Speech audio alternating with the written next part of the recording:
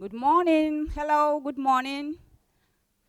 We're about to start here at DSA Home in Kyiv, Ukraine. My name is Babosha. I'm welcoming you to please join us. We are about to start Day 4 History Makers Training in Kyiv, Ukraine. I'm welcoming you all, our friends online.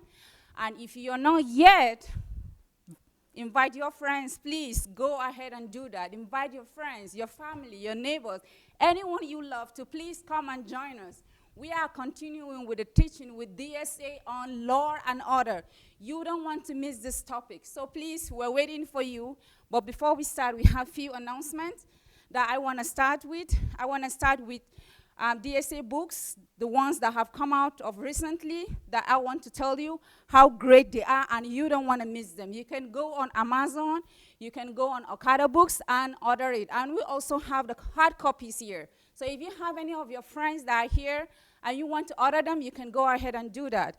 The book with me here is Raising the Next Generation of Steve Jobs and Bill Gates. If you don't know how to raise the next Bill Gates or Steve Jobs, this is a book for you to go for it. I'm telling you, go for it. You don't have anything to lose. Thank you. The next book here with me is Who I Am. In case you don't know who you are, which I believe most of us don't, I didn't know who I am. I only knew my name is Babosha till I read this book. So I'm recommending this to you one-on-one. Go get this copy to find out who you are. And please don't just find who you are. Also, you can buy this for your friends, for your family, to help them. Because if you don't know who you are, then you cannot change the world. You can't change your nation. You can't help others. So for you to be able to help others, you have to help yourself first. So please go for this book. Also on Kindle and on Amazon, you can get this, and also on Okada for those in Africa or Nigeria. Thank you. Next is Nigeria and the leadership question. Most of Nigerians believe that our problem is the leadership. Is leadership. Well, you have nowhere to run to. Dr. Sunday have helped you to give you more insight and understanding on the leadership question of Nigeria. There are many things that I didn't know about Nigeria, how Nigeria is running, what is the problem. When I read this book, I find out what is really the problem. And I'm telling you, it's deep. So you don't want to miss out on this book. Also on Amazon, Kindle, and Okada. Thank you. The next book is How to Regain Your Lost Years. Okay. This is interesting. Because most of us have lost years, maybe in pain. Maybe you have been planning to do things that you couldn't, do it because of money, because of disappointment, and all the things. And you're feeling like, oh, I've given up. Like, it's not going to happen. I'm telling you, it's not too late. This is a guideline book, a self-help book that is going to help you to start all over again. It's never too late. There is still hope. So please, get this book and help yourself to find out how you can regain all the years, all the time that you've lost. Also on Amazon, Kindle, and Okada. Thank you.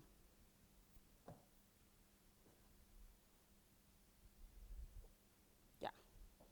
Wow. The next book here I have with me is Where There Is a Problem, There Is Money. Are you kidding me? This is only DSA that can come up with this kind of title. When I saw it the first time, I was like, what? Problem? And money? How is it even possible? So most of us feel, we all know that problem is like a mountain, like, oh, I have a problem, that's the end. Whoa, no. DSA was able to convert your problem to become money. I will repeat that. How to find out how to convert your problem to money. Isn't that amazing? You don't want to miss this blessing.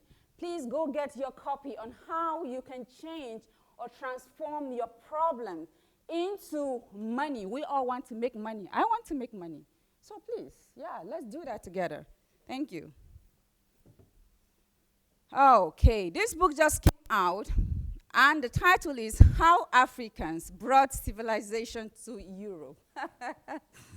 Oh boy, this is funny. The title is, it makes me so happy that it's funny because it's like, it's not possible. But guys, it's possible. With DSA, it's possible. He is about to tell you, or he's telling you here, that you, African, a black skin, brought civilization to Europe. Wow.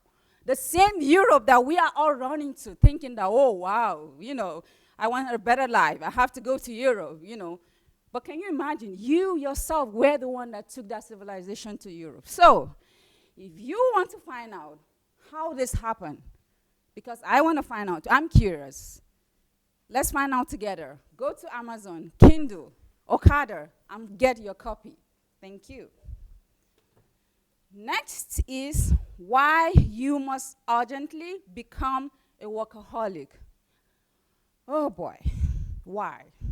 Why do you urgently have to become a workaholic? Well, we all know success comes with hard work. If you're lazy, you're sleeping, or you're imagining, or you're daydreaming, trust me, nothing is going to happen. But for you to become the 3% of successful people on earth, you have to work hard. And not just work hard, become a workaholic. 24/7 workaholic. If you want to find out, go to Amazon, Kindle, and Okada and get your copy. Thank you. The next is, where are the heroes? Let heroes arise. This book came out this November during the History Makers training, and it was a great blessing, especially for those that participated in History Makers training. They will tell you personally how this book was able to transform their lives. So, if you want to become a hero, if you want to save life, if you want to arise, or if you want to leave the mark of your name, your legacy here on earth, this is the book to go for. I want to be a hero, and I believe there are thousands of people out there that want to become a hero. So if you don't know how to become a hero, well, my friend, let's find out together at Amazon, Kindle, and Okada. Thank you. Okay. The next one here is how to make Nigeria the greatest country in the world. Okay. I'm a Nigerian, and I love my country. And I know that if I want to come back in the next life, I want to come back as a Nigerian. Trust me. So, but as you all know, that we have been having great challenges with our government, and I've always wondered, or I've always believed that Nigeria is great, but I didn't really know how. But DSA is helping me to find out how to make Nigeria great in the whole world. Can you imagine? Greater than America, greater than Singapore, greater than any country you can think of. Nigeria, as they will say it in the local language, Naija, how is it possible for Naija to become the greatest? Well, if you're wondering it's not possible, I'm here to tell you it's so possible. And trust me, you don't want to miss out on this book. So go to Amazon, Kindle, and Okada Books and get your copy. Thank you. The next is how to become a developed nation through the dignity of labor. Okay, I have a small testimony about this book. There was, DSA has this project that he came up with a few months ago. He was making like short videos about, different areas of life. He had the pastoring, he had values and others. And how to become an innovator and all that. And the first video I missed. I didn't really know that the recording was going on. And the next one, I happened to be there, which was the day he recorded the values. Guys, I almost lost it. I'm telling you. I was so excited that I was just trying to put myself together. Okay, Babu, calm down. Like, okay, it's okay. Like, it's okay. He came up with values, how you can transform a nation through values. Okay, I know I've always loved values, but how can you transform that into to make it great, like to a nation? I don't really see it. But he was able to explain in those videos how to use values to transform a nation. And this is the book. I think this book was inspired by by that project, How to Become a Developed Nation Through the Dignity of Labor. Everybody should be dignified through his labor. It doesn't mean if you're a doctor, if you're a cleaner, every job should be dignified as long as you do it very well. If you are a cleaner and the next person to you is a doctor, the doctor is not greater than you. As long as you put your hands together, or as long as you love what you do, as long as you do it sincerely, in that values, in that value of that labor is going to help a nation to be developed. So please, do not miss out. Don't miss out. A nation should not only be ruled by a government. We are the nation. We individuals should be able to contribute to the progress of our nation. So go get your copy at Amazon, Kindle, and Okada Books. Thank you. The next is How to Overcome the Fear of Death. Whoa. As they will say, YOLA, right? Everybody wants to live young, yeah? No one wants to die. Well, how is it said properly? YOLA. YOLO, yeah.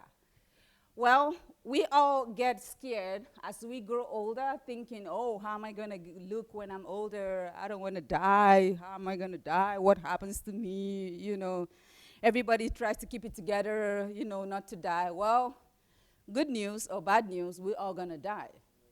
But it's not just you dying, it's what you leave behind that is the most important part, guys. Really. We all are here, but whether you like it or not, we all are going to leave.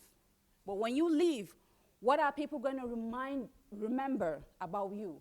Is your name still going to be existing? Is somebody going to come out and say, oh, I remember this person because he did this, and that? Or is it just, or are you going to be forgotten actually after a month? Well, if you're scared of death, there is good news for you. This book is going to help you to find out that, well, it's all good. Yeah? So please, go to Amazon, Kindle, and Okada Books and get your copy. Thank you. Next is the law of difference. Okay, the law of difference. We are all different, right? That's what makes us unique. And DSA always appreciate everybody that comes around him, even people that don't come around him. He always find out something unique about everybody. I don't know how he does that. I've tried to find out. I've given up. Like, let's just move on. No, I'm just being sincere, really. I don't know how, when he meets you, the first thing he's just trying to get the best out of you, and then he doesn't just stop at that. He goes ahead and tell you how good you are in this, that, and he will even encourage you, keep it up, do this. I still don't get how, why, but that's what makes, if you have your uniqueness and I have your uniqueness, imagine us bringing that uniqueness together, what we can achieve through that. So please, this is a book you don't want to miss out. Go get this copy, guys. I repeat, go get this copy, The Law of Difference. We are all different, but that's what makes us special. So please go to Amazon, Kindle, and Okada to get your copy. Thank you. Next, we have 7 tips to self-fulfillment in life. Whoa. Everybody wants to be fulfilled. Yes, we all want to be successful. We all want to be great. So, DSA have made it easy for you. 7 tips to self-fulfillment in life. If you feel you're not fulfilled yet, if you feel you want to start all over again, this is the book to go for. Self-help book, 7 tips to fulfillment in life. So go to Amazon, Kindle, and Okada Books and get your copy. Thank you. And last but not the least that I have here is discover the source of your latent energy. Okay, we all have energy, but what do you do with that energy? If you don't know what to do with that, then go to Amazon, Kindle, and Okada and get this copy so you could find out how to discover your latent energy and make the best use of it. So thank you, friends. We still have lots of books. I can't say all of them. Maybe later in the day we're going to announce them. But please go to Amazon, Kindle, and Okada book and get your copy. You are not going to remain the same after reading any of DSA books. So thank you very much. We are about to start the first section of History Makers Training, January 2018. Once again, go invite your friends, get your family, get your neighbors, get anyone that is special to you, because this teaching is special. This is a teaching that is going to change you, your nation. Any problem you might think that it's not possible, it is possible with us here, and I believe it's possible with you. So we are about to start. Thank you very much. Welcome, Pastor. Okay, guys, here we go. I hope you people are still alive. You see the regime we have here in this country? We are workers. We are workaholics. When people see us on live broadcast, they don't know they don't see anything. It's good to be here. This is the kind of culture I would like to cultivate in Africa, for people to work hard like this every day. But instead of working hard like this, everybody is just struggling hard. All the time is going not for constructive anything. How can you be competitive? No chance. But if you could bring the culture of hard work like this, focused hard work, constructive and productive hard work, then no doubt we are going to overtake the world. Even teach them just to work like this alone. This is just one value system.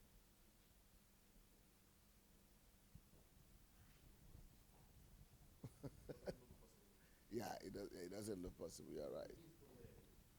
But we just have to train and change people's mindset. It will take a long time, but at least if people will know how it looks like and how it's supposed to be, then we can take it from there. Can you put off the light and put on my slides and let the journey begin?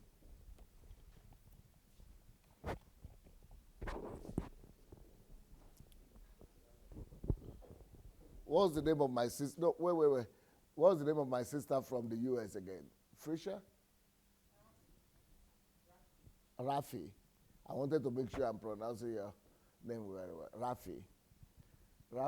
Well, I'm sorry that we have not spoken to you yet. We have not acknowledged you, but we're just so happy with you that at least you made it. At least you're here. I'm sure you've been speaking with other people, right? Okay, because that is already victory by itself. So, how are you feeling? Are you happy? Are you satisfied you made it? That the journey is over at last.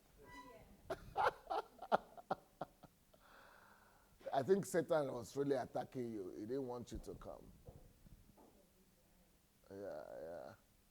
But thank God you had the resilience and the character. Yeah. But being here, because I'm sure you are still having jet lag and all that, and then the pressure here.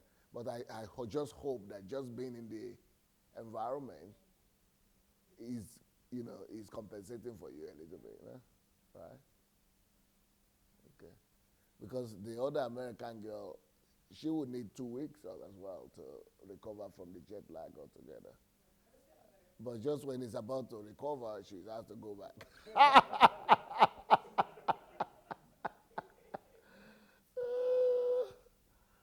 Okay. Here we go today.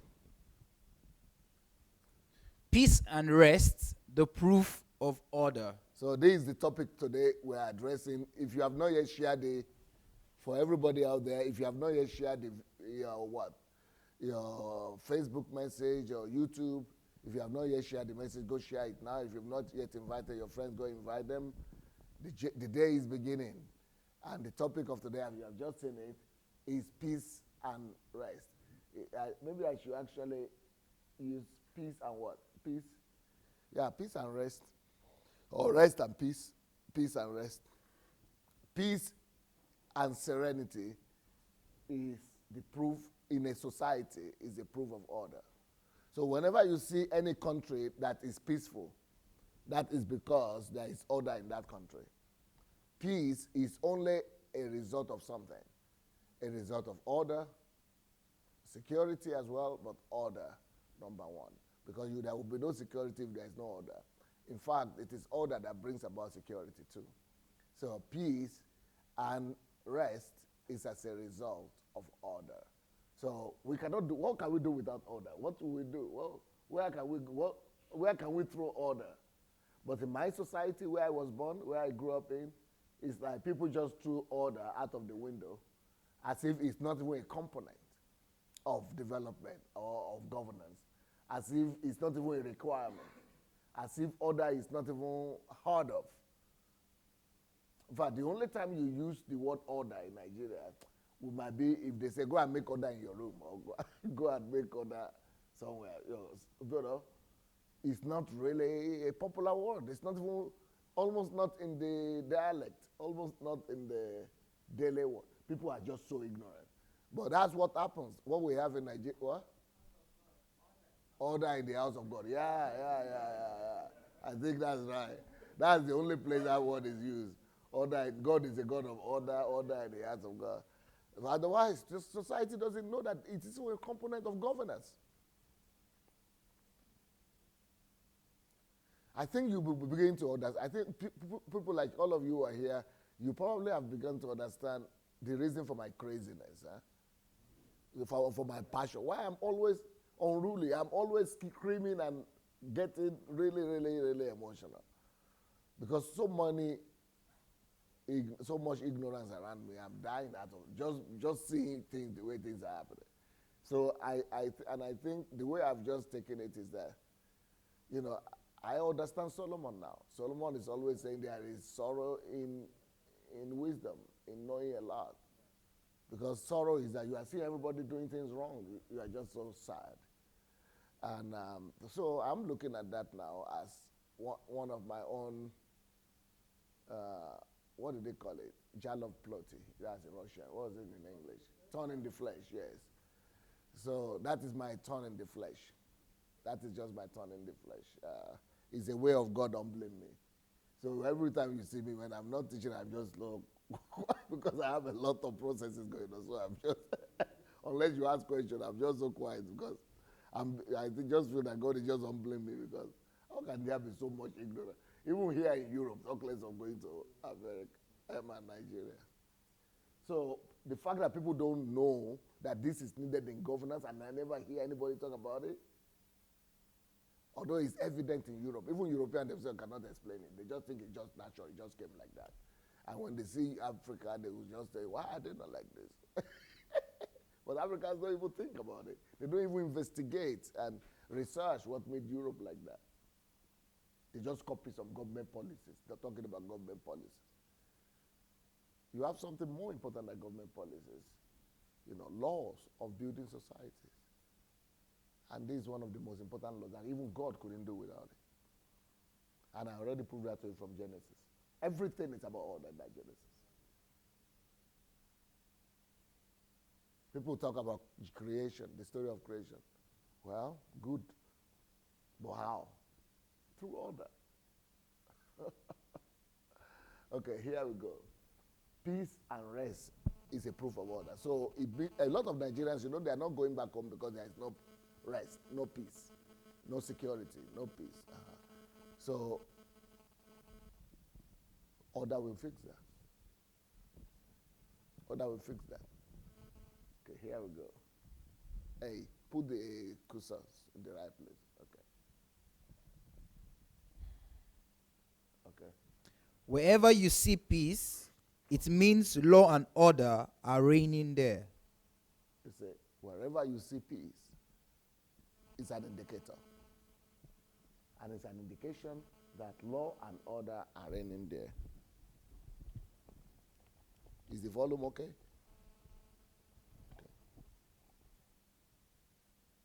Law and order are reigning there. So if you go to Rwanda, for example, now, you see a lot of peace in that country. Even though they went through tragedy, but right now, it has a lot of peace. And the reason for it is because law and order is reigning. Law and order. But when I got there to Rwanda, I still discovered that a lot of people were still thinking that this is our country, our president is a draconian dictator. I said, why? He said, because everything is law. So people still have the mindset that those laws, they are disturbing them. They don't know that it's thanks to the laws that they have all the order and the peace and the security they have. So in fact, somebody wrote me yesterday from Germany and said, I live in Germany, but I'm a foreigner. I'm an immigrant. Thank you. I'm watching your HMT from home. Same, I'm watching your HMT from home. Thank you so much for this topic of order, because I curse Germany every day. I hate Germany. I curse them every day. I'm angry at them every day. But from today, I'm going to begin to bless them. Huh? I think it was delivered. Understanding. You know what understanding does?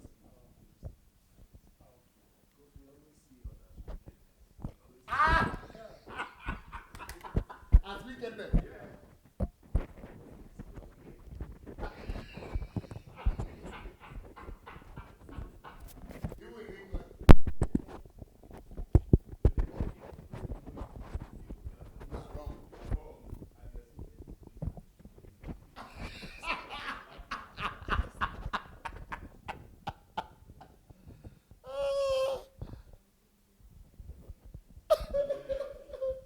These people are wicked, though.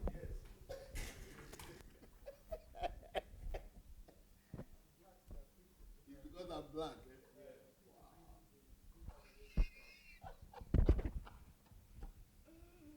And that is the reason all those Americans they don't joke, especially with the black people.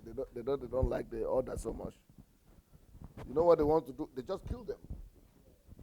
You know, that's very wicked, but that's what they do. But because American blacks, they get suspicious of this of these policemen, and the policemen don't just waste time; they just roughing them, which is horrible. But you know, order is a blessing. Law and order is a blessing. Hey, who is making the noise? It doesn't have to be noisy.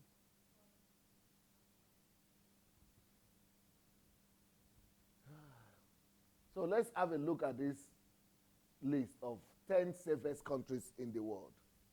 Let's see the video here, and you will see that these countries, they are not just safe because it is these people who live there. It's because they put order. It is order that brings about security and safety. Okay, let's have a look, please. These are 10 of the safest countries on Earth.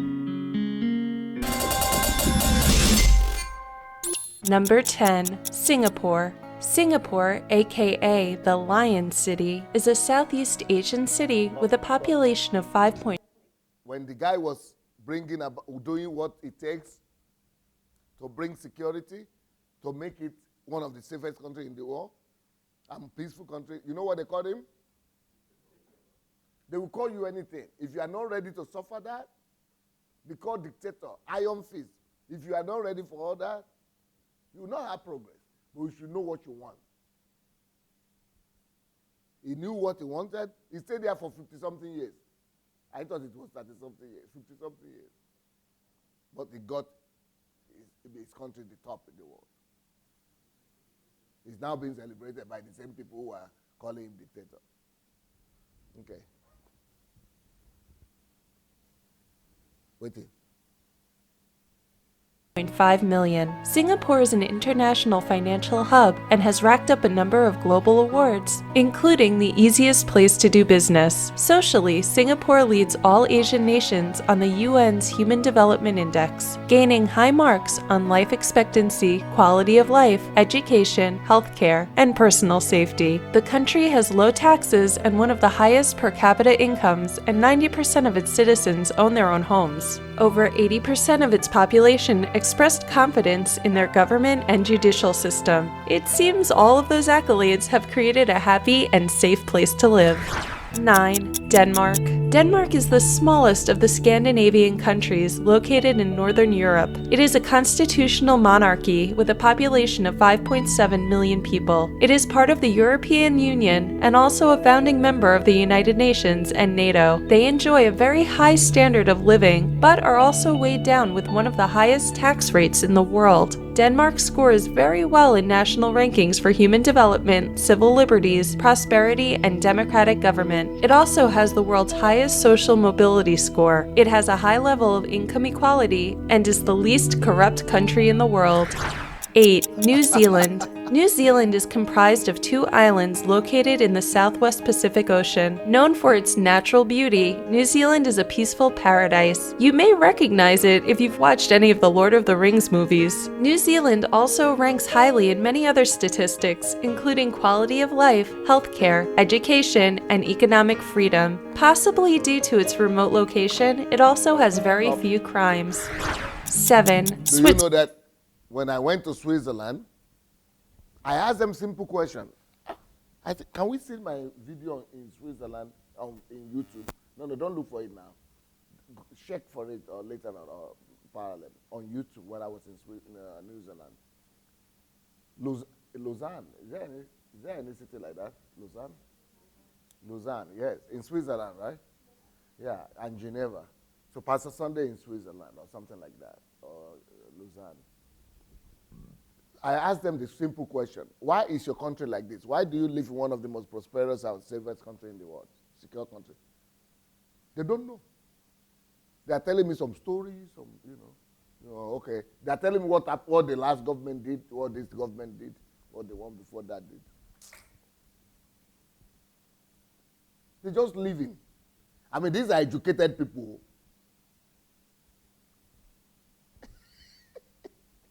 They don't have, people just live. People in Europe, they just live. They just think it is God just brought their country from heaven and put it there and they are living here. It's good. These are white Europeans, but they have no idea. So there are 2 sections of Switzerland that I saw there. Some of them are French speaking, they don't know. Some of them are German speaking, no idea. So when I began to teach them and tell them, my teaching was not about that, but after the teaching, all the leaders of the conferences, all of them came. They would not allow me to eat. They were asking questions. Tell us more. What was Switzerland like? What did we do? I said, but you read book now. They said, yes, but because the liberals and other people who come, they change everything, and everybody wants to do politics to gain their own. So I have to be teaching them and telling them how their country became like that. Because there was a man that is called John Calvin that introduced the principles of, ruling a nation by the scriptures.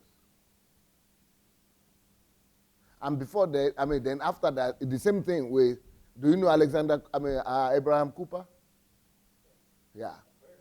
You've heard of him, but you don't know what he did for your country. You see. That's Holland. That's the person responsible for the Holland that we are seeing today. So people who contributed to the modernization and civilization of society.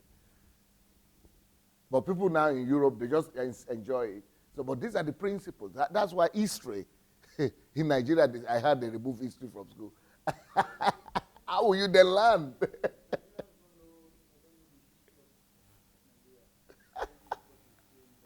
How will you then progress? If you don't know your past, you don't have future.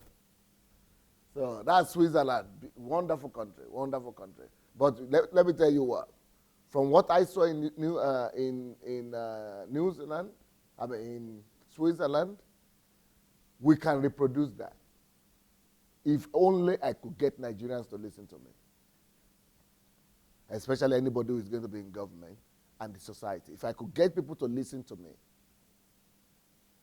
and apply the principles I'm going to be dishing out or giving out, we can reproduce Switzerland in Nigeria, in Africa.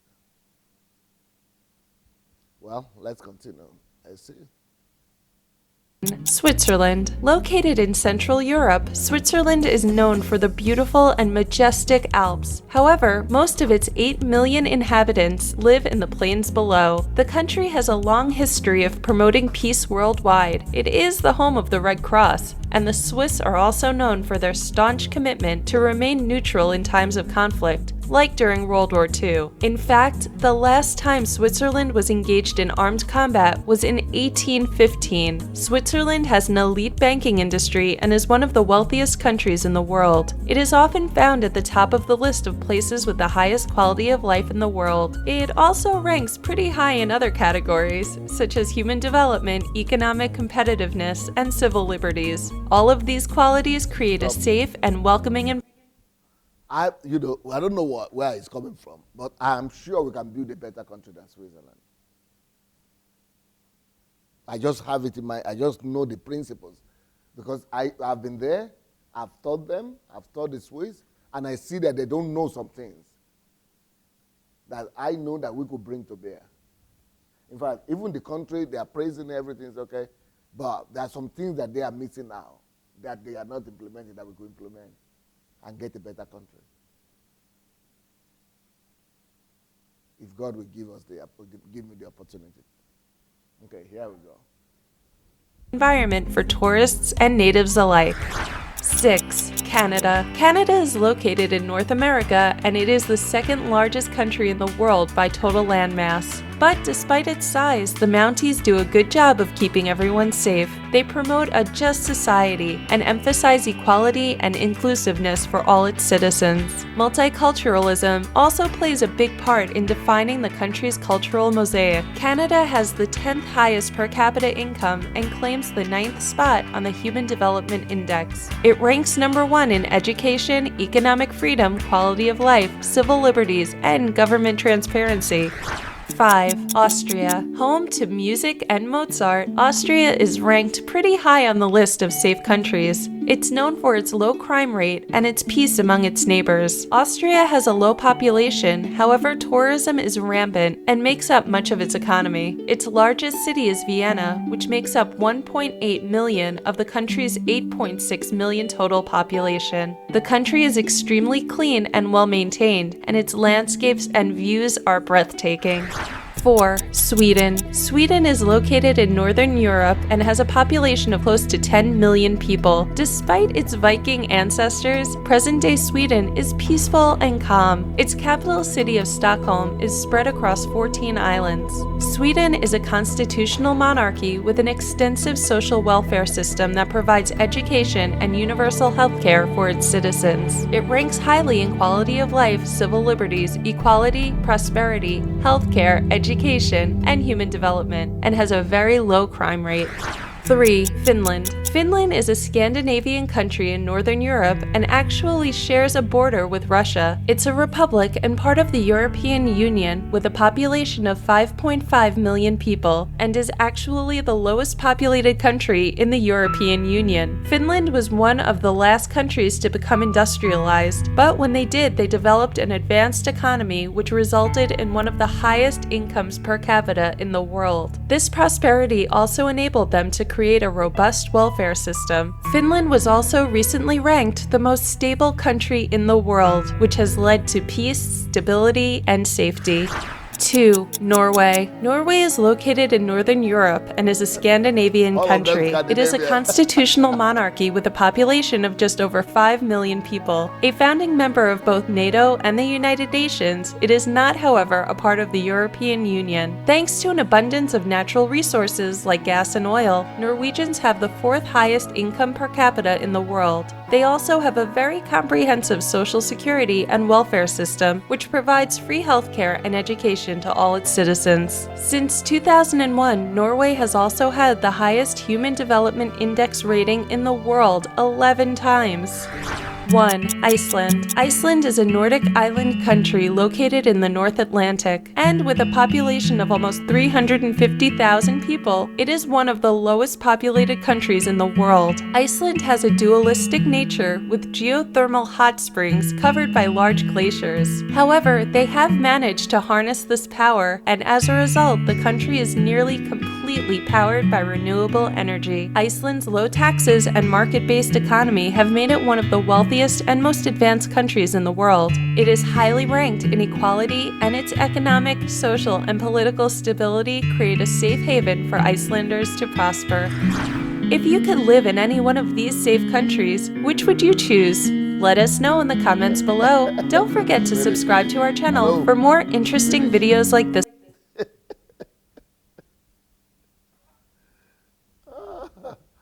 Now, is there any one of those countries you see that there is no order? Law and order? Those countries are very strict countries, all of them. Very high level of law and order. That's why England is not qualified to be there. Or France, or US. US cannot be there. Or was the US there? It cannot be there, though. These countries are very high on law and order. Very high.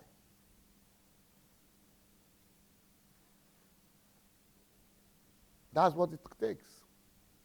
Somebody is asking here, how do they get my books in Nigeria? Can somebody put Shiomas in Lagos? Just put Lagos out to get Pastor Sunday's books in Lagos. And, yep. So that's what it takes to can we go back to my notes? Are we on the notes already? Okay. The reason God gave Israel 10 commandments is to give them rest and peace. That's very important. The reason God gave Israel 10 commandments is for one of them is for rest and peace. Or peace and rest, anyhow you want it. Or peace and security. Okay, there we go. Exodus 32, 1-4. And when the people saw that Moses delayed to come down out of the mount, the people gathered themselves together unto Aaron, and said unto him, Up, make us gods, which shall go before us. For as for this Moses, the man that brought us up out of the land of Egypt, we wot not what is become of him.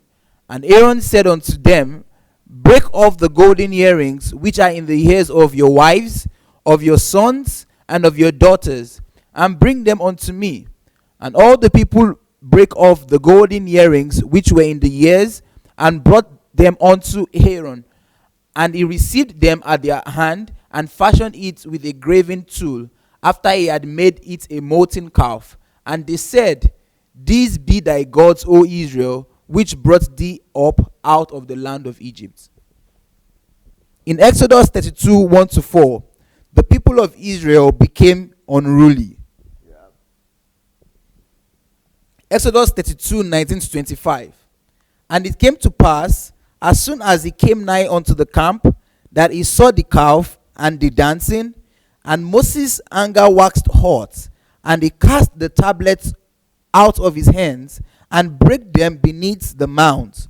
And he took the calf which they had made, and burnt it in the fire, and ground it to powder, and strewed it upon the water, and made the children of Israel drink of it. And Moses said unto Aaron, What did these people unto thee, that thou hast brought so great a sin upon them? And Aaron said, Let not the anger of my Lord wax hot. Thou knowest the people, for they said unto me, Make us gods who shall go before us. As for this Moses, the man that brought us up out of the land of Egypt, We wot not what is become of him. And I said unto them, Whosoever hath any gold, let them break it off. So they gave it. So they gave it me. Then I cast it into the fire, and there came out of this calf. And when Moses saw that the people were naked, for Aaron had made them naked unto their shame among their enemies. Okay. Moses was tired of them and extremely frustrated. Exodus 32, 7 to 14. And the Lord said unto Moses, Go get thee down, for thy people, which thou broughtest out of the land of Egypt, have corrupted themselves. They have turned aside quickly out of the way which I commanded them.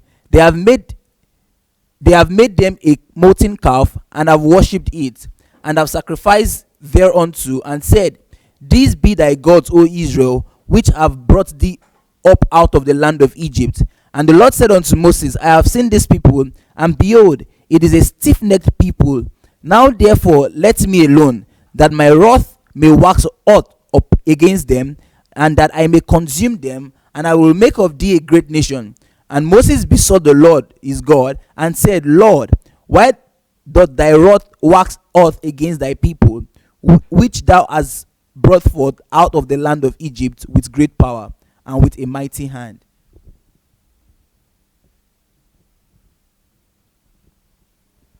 And the Lord said unto Moses, Go, get thee down. I think the same thing I read. Okay.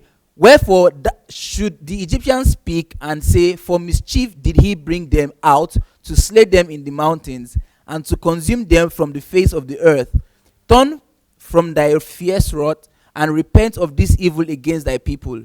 Remember Abraham, Isaac, and Israel thy servant, to whom thou swearest by thine own self, and said unto them, I will multiply your seed as the stars of heaven, and all this land that I have spoken of will I give unto your seed, and they shall inherit it forever. And the Lord repented of the evil which he thought to do unto his people.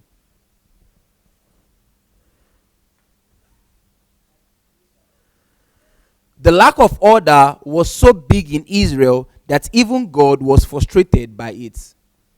But is that you jump over some places there in the verses where God was frustrated? No, Did you read that part? Yes. Okay. Go ahead. Exodus 32, 35. And it came to pass on the morrow that Moses said unto the people, You have sinned a great sin, and now I will go up unto the Lord. Peradventure I shall make an atonement for your sin. And Moses returned unto the Lord and said, Oh, these people have sinned a great sin, and have made them gods of gold. Yet now, if thou wilt forgive their sin, and if not, blot me, I pray thee, out of thy book which thou hast written. And the Lord said unto Moses, Whosoever hath sinned against me, him will I blot out of my book. Therefore, now go, lead the people unto the place of which I have spoken unto thee. Behold, my angel shall go before thee. Nevertheless, in the day when I will visit their sin upon them. And the Lord plagued the people, because they made the calf which Aaron made. You see, the biggest challenge God had with the children of Israel is lack of order. Or the way the Bible puts it, lack of obedience. God struggled throughout with Israel. If any one of you read the Old Testament, you will see God was always frustrated. Even their leaders were always frustrated because of lack of order. This is just a typical example of it. The leader who was maintaining order for them, Moses, went away just for a few weeks. Everything. So if Israel could become orderly in this world, there is no country that cannot be orderly. Because Israel is the most stubborn people on earth. How many of you have been to Israel? For me, it is the most. Everybody is always asking me the question, what is the top country you like most out of all the countries you have visited? And which is the least? So when I give people the explanation, people are always shocked. Let's not talk about the top countries right now. Let's talk about the least where I've been to. One of the least countries, for me, the worst country, apart from Nigeria, is Israel. Even though with Nigeria, just because there is no infrastructure, no electricity, and no order.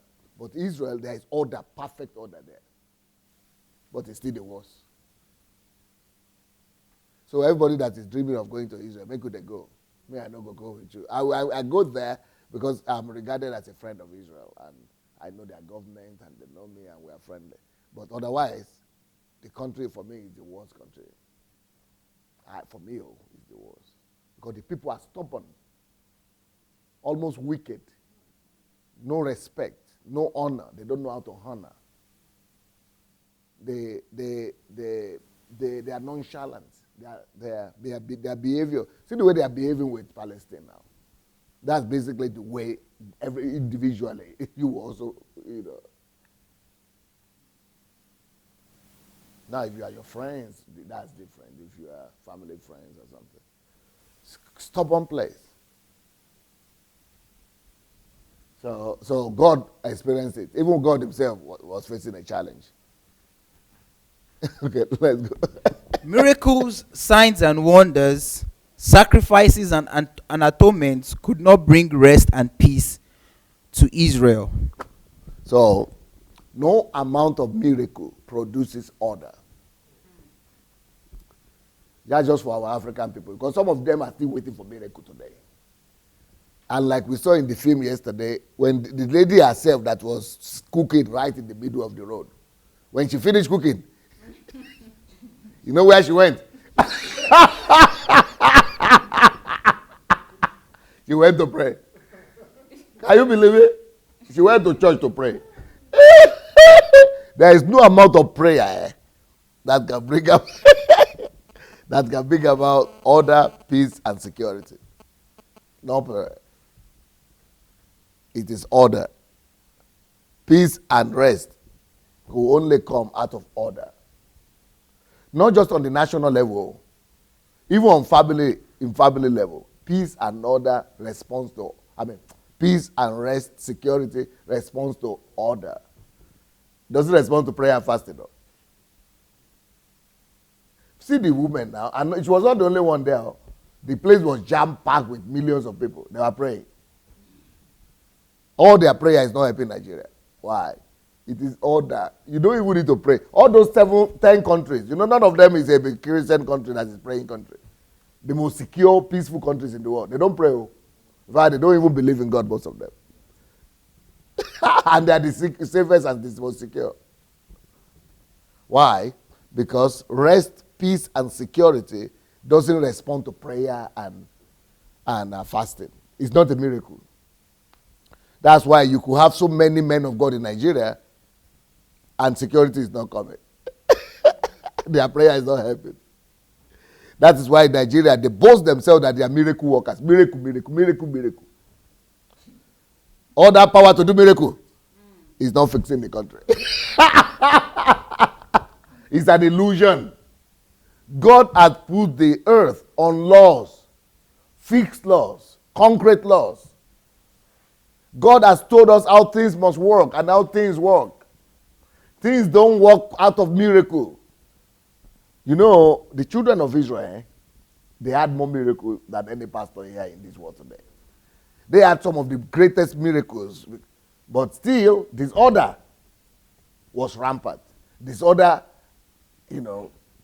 was at the top. In fact, even God was affected.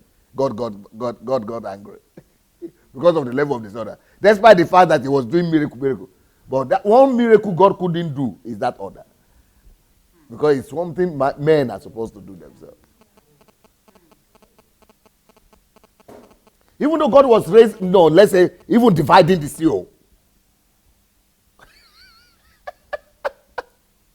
You mean the God that divides sea cannot come and put order? He cannot. He can't. Because to put order, it will be infringing on your rights. And to put order, it will be infringing on his fundamental principle of creation, which is free will. So God cannot be coming to violate your own free will. So you have to guard your own free will. Manage your free will so that your free will, with your free will, you will obey order. You will put, the only thing God could do, the best God could do, is to introduce laws. But even after helping them by introducing the law, he cannot force them to obey that law.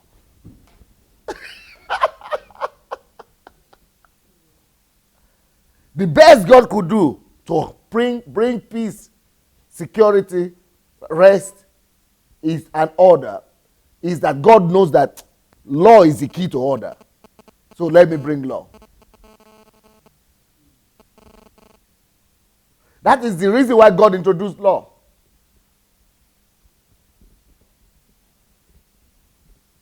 That's the most help God could bring. Because order is a product of abiding by the law. Law is an instrument of order. Law leads to order.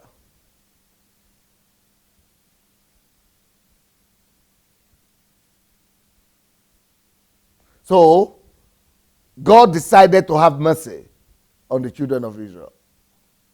What was that mercy manifested in? Creation of law. That is why any society you will see in the world today, one of the most important activity of any government is the creation of law. They learned it from God. Because when God was setting up this society of Israel, to stop the chaos, he needed to bring law. And all nations know that. That law is the basis for order.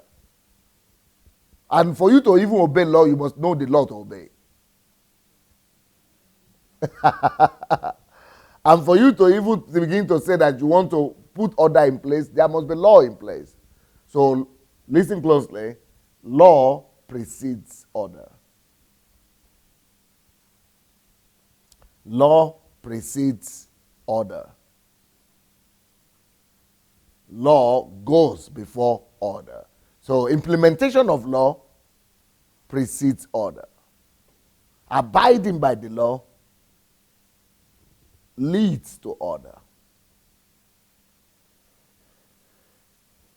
That is why in some of those countries you saw, the most peaceful country in the world, some of the most frequently used phrase is this: law-abiding citizens.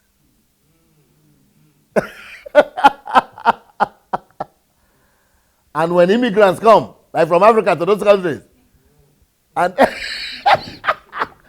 and they begin to tell you about law-abiding citizens, your blood will be hot like that. It's like they are cooking it.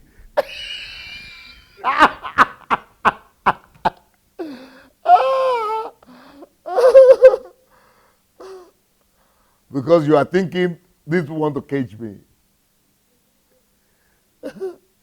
Law-abiding citizens.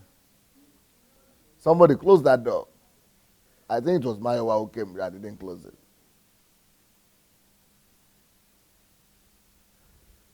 Okay, so read that thing again. Miracles, signs, and wonders, sacrifices, and atonement could not bring rest and peace to Israel. So what doesn't bring peace and rest? Miracles? No, one by one. What doesn't bring rest and peace to a society? Miracles. Let's start with miracles. What do Nigerian pastors brag themselves in? Huh? Huh?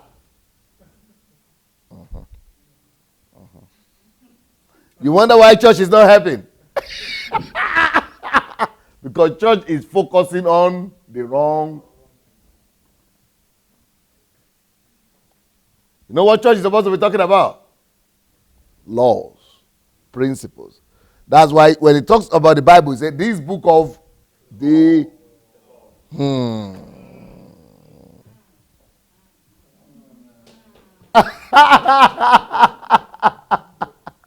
this book of the.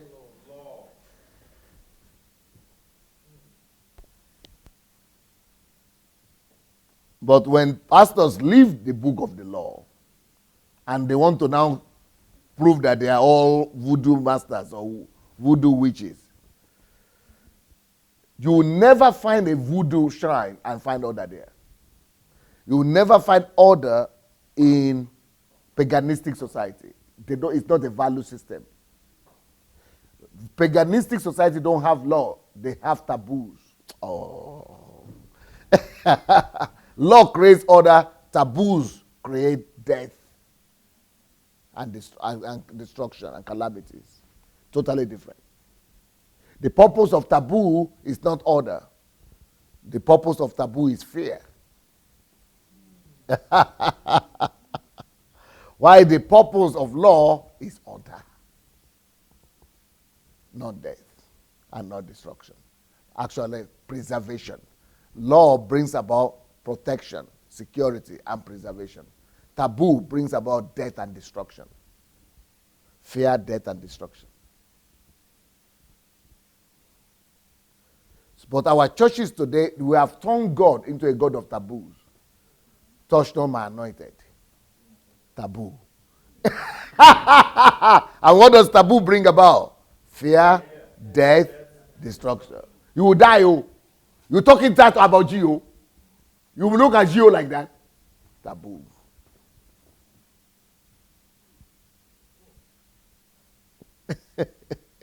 It's still witch doctor. Witchcraft, paganism in the church. So what pastors are supposed to be bragging themselves about is how much enlightenment, how much light they have brought to their people, how much renewal of their mind they have been able to do. Through the truth, through the laws of God, through the right principles of the kingdom. How much law of the kingdom have they been able to imbibe in themselves? That's what the pastors are supposed to be bragging themselves about. How many principles of the kingdom have the people been able to live by? That's what they should be bragging themselves on. How many sons of the kingdom have they been able to raise? How many saviors have they been able to raise? That's what they should be talking about. Not talking about, I'm the biggest miracle worker and all that. As if it's a show. If you want to do miracle, go to circus. You have magicians there. Go and they don't have circuses in Africa. Go open your own circus. I think the church has now replaced circus. Yes. Yeah, no more circuses. So it's now the church that is doing circus for them, performing miracles. Actually, it's not miracle, it's just some magicians. Magic. Please read it in again. So we don't use miracles to bring order. Then we don't use signs to bring order. We don't use wonders to bring order. Okay? Miracles, signs, and wonders, sacrifices, and atonement could not bring rest and peace to Israel. Yeah, because we have sacrifices and atonement all the time. Go to church. Don't miss so. Every Sunday. Not lie. It depends on what you teach there. Sacrifices and atonement. Oh, we're paying tithe. Everybody paying their tithe. Not lie. It's a law and order that secures peace and rest. Oh, I'm serving in the church. I'm an usher. I'm in that department. I'm in that department. Not lie. It is law and order that secures peace and rest. Okay, here we go. There was no harmony and peace between people and God. Israel kept on messing up. Israel kept on messing up, and Israel kept on annoying God. Despite all the miracles. So, you will see God's intervention now. There was a need for harmony, peace, and sanity. The only solution was law and order. You see? This is the roots and genesis of the 10 Commandments. So you can now understand why you needed to read all those scriptures. Long scriptures that I thought you were reading. I was almost pitying you. Huh? Because the way you are reading them. It made me to remember what Jesus said. Anybody who put something on the offense on these people, it will be better for them to put stone and what they call that stone. There is a word for that stone. Put stone in the neck. And it was like they put stone on your leg and they are putting you through water and say, make you read again. But I said, well, don't worry. Let him survive it now. Then he will understand later. That your suffering is for you to know how much confusion, how much chaos was happening in Israel. And the only sanity in chaos is law and order. That's how God, the origin of 10 Commandments. God was not even planning to put 10 Commandments there before. There was no law before. God was planning that the knowledge of him or his presence will make them will regulate them, the fear of God, the love of God, relationship. But he couldn't help it. God himself had to come down to bring the law for them. That is how some sanity began to reign. Even then, they couldn't stay abide. So this is the reason for 10 Commandments. Law and order, to secure law and order. Peace and rest. That was the goal. But before then, the peace and order, the source of peace was Sabbath. And we are going to talk about that before law. Sabbath was peace and rest. He put it in creation. Anyway, we'll talk about that later on. So can you read that again? There was a need for harmony, peace, and sanity. And the only solution was law and order. This is the roots and genesis of 10 Commandments. Yeah. Now you got to read it again. No? Exodus 33, 1-4. And the Lord said unto Moses, depart and go up hence, thou and the people which thou hast brought up out of the land of Egypt, unto the land which I swear unto Abraham, to Isaac, and to Jacob, saying, unto thy seed will I give it. And I will send an angel before thee, and I will drive out the Canaanites, the Amorites, and the Hittites, and the Perizzites, the Evites, and the Jebusites, unto a land flowing with milk and honey. For I will not go up in the midst of thee, for thou art a stiff-necked people, lest I consume thee in the way. And when the people heard these evil tidings, they mourned, and no man did put on him his ornament.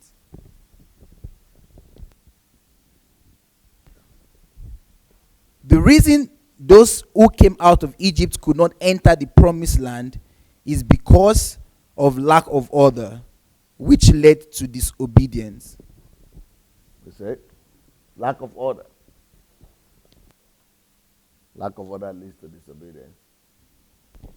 Exodus 34, 1-3. And the Lord said unto Moses, hew thee 2 tables of stones like unto the first, and I will write upon these tables the words that were in the first tables, which thou breakest, and be ready in the morning, and come up in the morning unto Mount Sinai, and present thyself there to me in the top of the mount, and no man shall come up with thee, neither let any man be seen throughout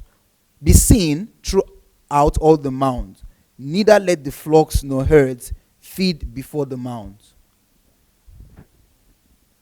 Yep. Okay. God came up with only one solution to preserve, rule, and manage Israel. The solution is in law.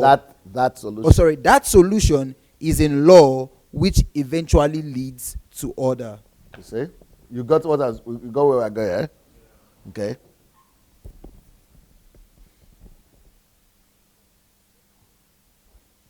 Okay. Let's I want to hear you people who are standing, maybe we should start with you. You secure your sitting down that way. Put on the light. Put on the light there. Yeah, please. I want you to give me the answer as to what do you think is happening here? How do you understand? Not just people standing up, even people sitting. Anybody that wants to. What do you understand that is happening here in all these things we have been reading today? And how can that be applied to solve the problem of our continent and our countries? Anybody who wants to, please, take the microphone. Give them the microphone.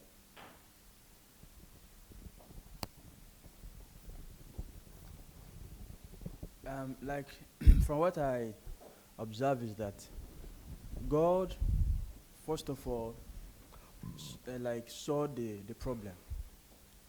What problem? That there is disorderliness Yes. in the life of the people. Yeah. So before he came up with the laws, he has known the problem. So the key to solving the problem is by knowing the problem. So he now brought the law, and the law now brought solution to Israel.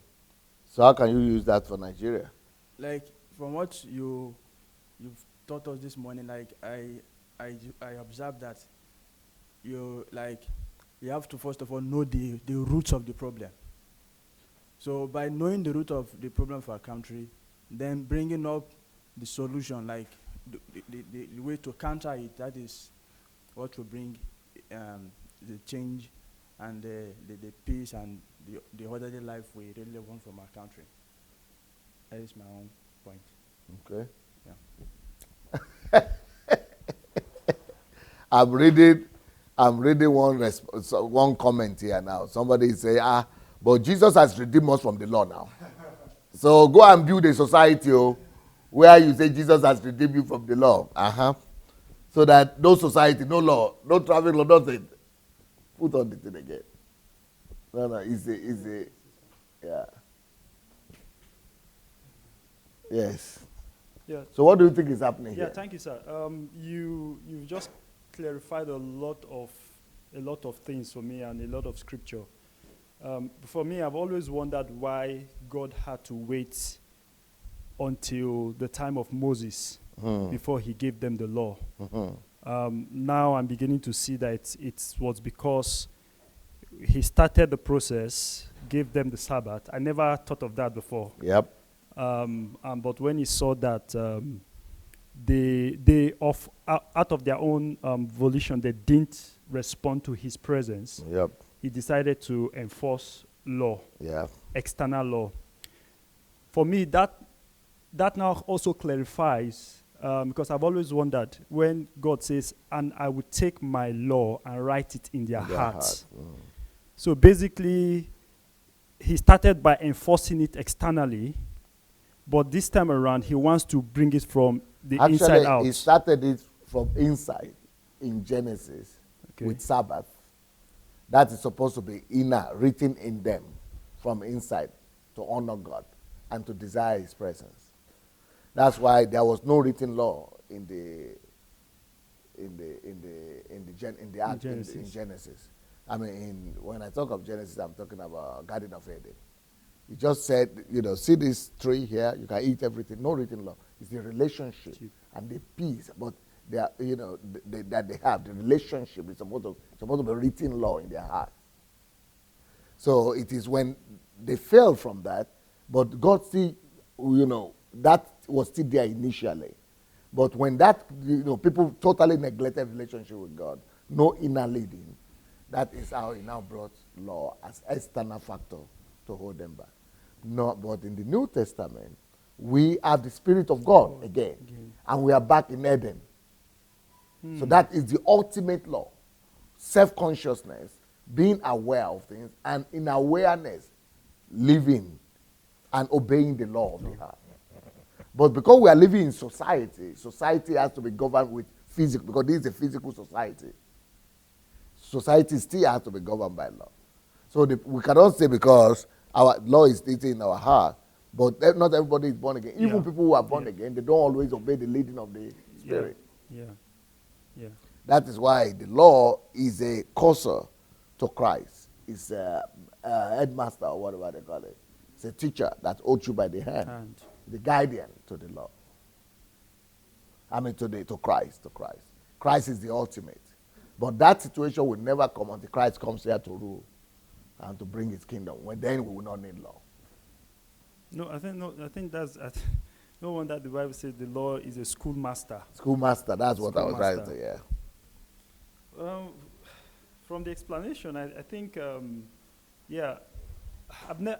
never related, tend to kind of like relate law and peace before. Wow.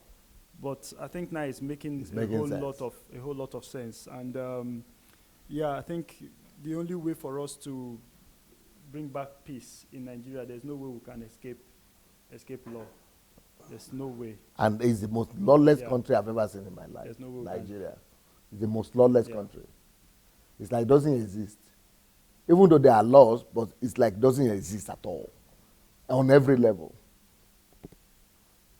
In fact, the only place where law works is among the top elite.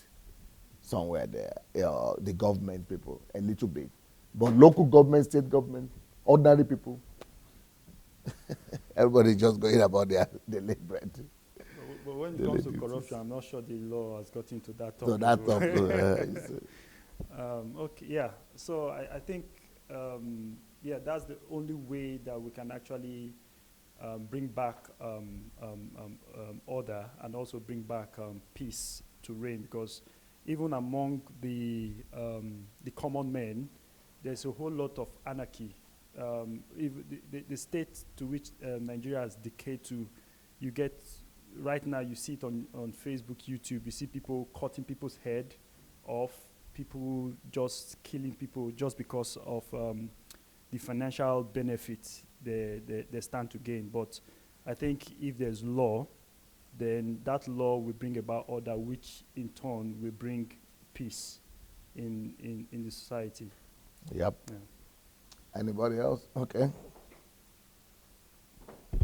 Thank you very much for explaining this. Actually, it's brought light into my understanding, because like the question that that person from internet asked has always, it's been going through my mind as well, that actually Jesus Christ died for our sins. So we don't need to, he has come to actually fulfill the law. We don't need to observe the law again. But actually, from the explanation I've got today, it's clear that because actually even Jesus Christ said, a new commandment have given unto you, which is to love one another.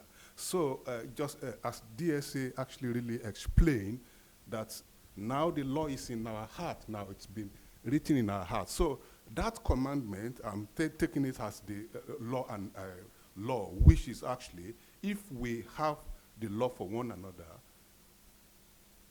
we will be able to even Observe the other law, the other laws. We will be able to pay our tax. We will be able to.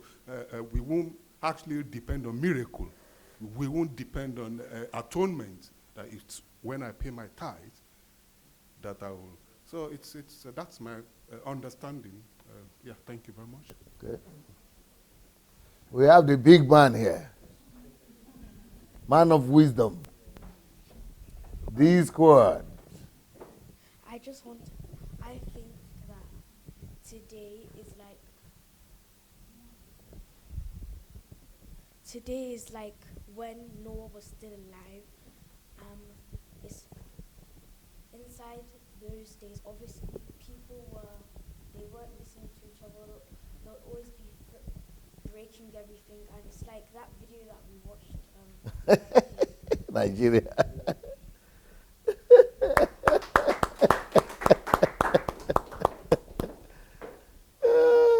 I just Come close. Where can I stand here? Yeah, I just want to add to what you were saying. We're as a nation and church, we're conditioned to believe and have faith in miracles, and with that, we how do you say that? You don't know.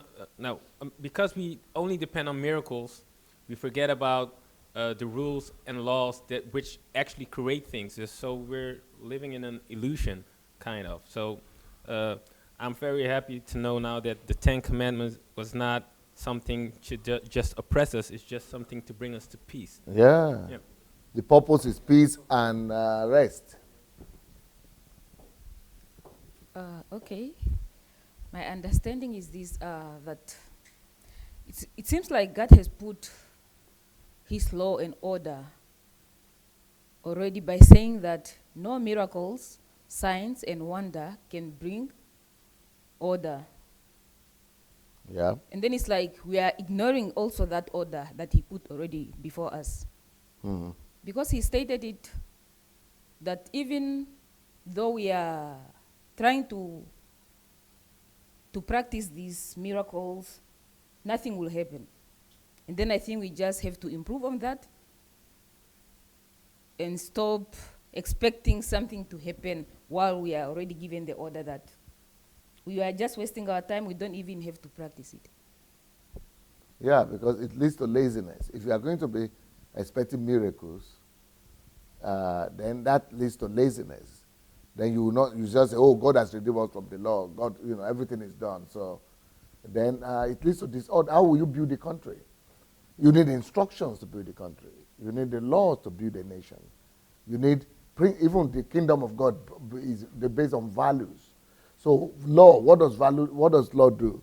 Law enforces those values. Law makes the values of the kingdom of God to be indicated. For example, don't steal your neighbor's stuff.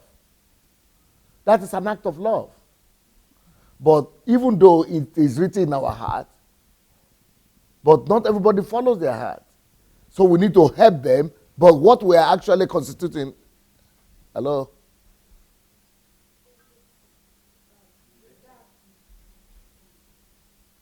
Do you need it? Okay. So what we're actually enforcing is the same law that is in our heart, the law of love. Look at all the laws there. You see, it's just the Ten Commandments is all about love too. But it's to help, like we talk about Germany, that even though people might not like the rules, and the way to know that they don't like it is when they go out of the country, they live anyhow they want. But in the country, because the laws are helping them to say, no, if you don't like it, then go out of here. They all have to obey. And because they obey, their country works. So that's human nature. Human nature has a fallen nature. Either you are born again, you are not. So you need laws to help you, remind you even driving. How many of you born again people never drive faster than 60 kilometers or 30 kilometers? Even though you are born again. But you have police and you have the traffic law. But why is it that your heart is the law of love? Christ has redeemed you. Why is it that not working when it comes to driving? It's in everything. When human nature knows that there is no law, there is nobody regulating, there is nobody monitoring, there is no law, no consequences, all of us, born again or no born again, we violate the law. We live anyhow. Because that is flesh. That is for you to know that we have flesh. Human flesh is fallen. We have fallen nature. That is why when it comes to society, we need laws. And it's still the same law, the law of love. Love your neighbor, love God. And that law helps you to protect you from your other neighbor that don't want to follow the law. And helps to protect your neighbor from when you are weak and you don't feel like following the traffic law. So the law is legislated. For example, go in Germany, you have to work. Everything is instruction. You have to do everything according to instruction so that you produce quality goods. Why? Because if you produce that medicine, pharmaceutical something without quality, they don't want you to kill other people. So the instructions help you to do your work to the best so that nobody will suffer because you are not doing your work to the best and the person is thinking you have done it to the best. So he's believing you and he's taking it. And he doesn't know that you have not done it to your best. So if you don't do it to your best, you bear consequences because you are making other people suffer. That is all law of love. But because we are having human nature and we are physical human beings, we need that law and the enforcement of it. That is why it is to give peace, rest, security to everybody, even when you are sleeping. For example, some people are supposed to do their job, but you believe, you have faith that everybody is supposed to do their job. You have faith that electricity will work. Do you produce the electricity? No. But you have faith that people who are responsible there, they are doing their job. So you don't make provision for any other thing. So you are waking up assuming that electricity will work, that the road will be cleared, because you are having faith in other members of the society that everybody is doing what they need to do. That's love. Then you wake up one day, nobody has done anything. Electricity is not working. That means somebody else has not done their job. They don't love you. That's why law is needed to help them enforce that thing that they are supposed to do so that you will not suffer because of their lack of love and care for you. They might not think about you. How many Christians think about their neighbor? They don't think. That's why laws and regulations are necessary to make you think that it's your duty. You need to do it. That's why everything functions. So that's the blessings of law. And that is why law is still needed in the New Testament, not to regulate your relationship with God, but to regulate your relationship with men on earth. So when he's talking about Jesus has written the law in our heart, it's not instruction, it's not law of the society in between, law of traffic, for example. He's talking about law between your relationship and God. So when he says in the New Testament, law, Jesus has delivered us from the law, he's talking about in relationship between my walk with God, my relationship with God, which nobody sees, which I'm not accountable to anybody, only to God. It is that relationship with God that sees my heart. That is the one it's not regulated by anything, by law, but by my relationship and by spirit. I don't know if people are getting it. But when it comes to societal management and relationship with the nature and with society, that needs reinforcement and regulations and laws. Anybody wants to add to that?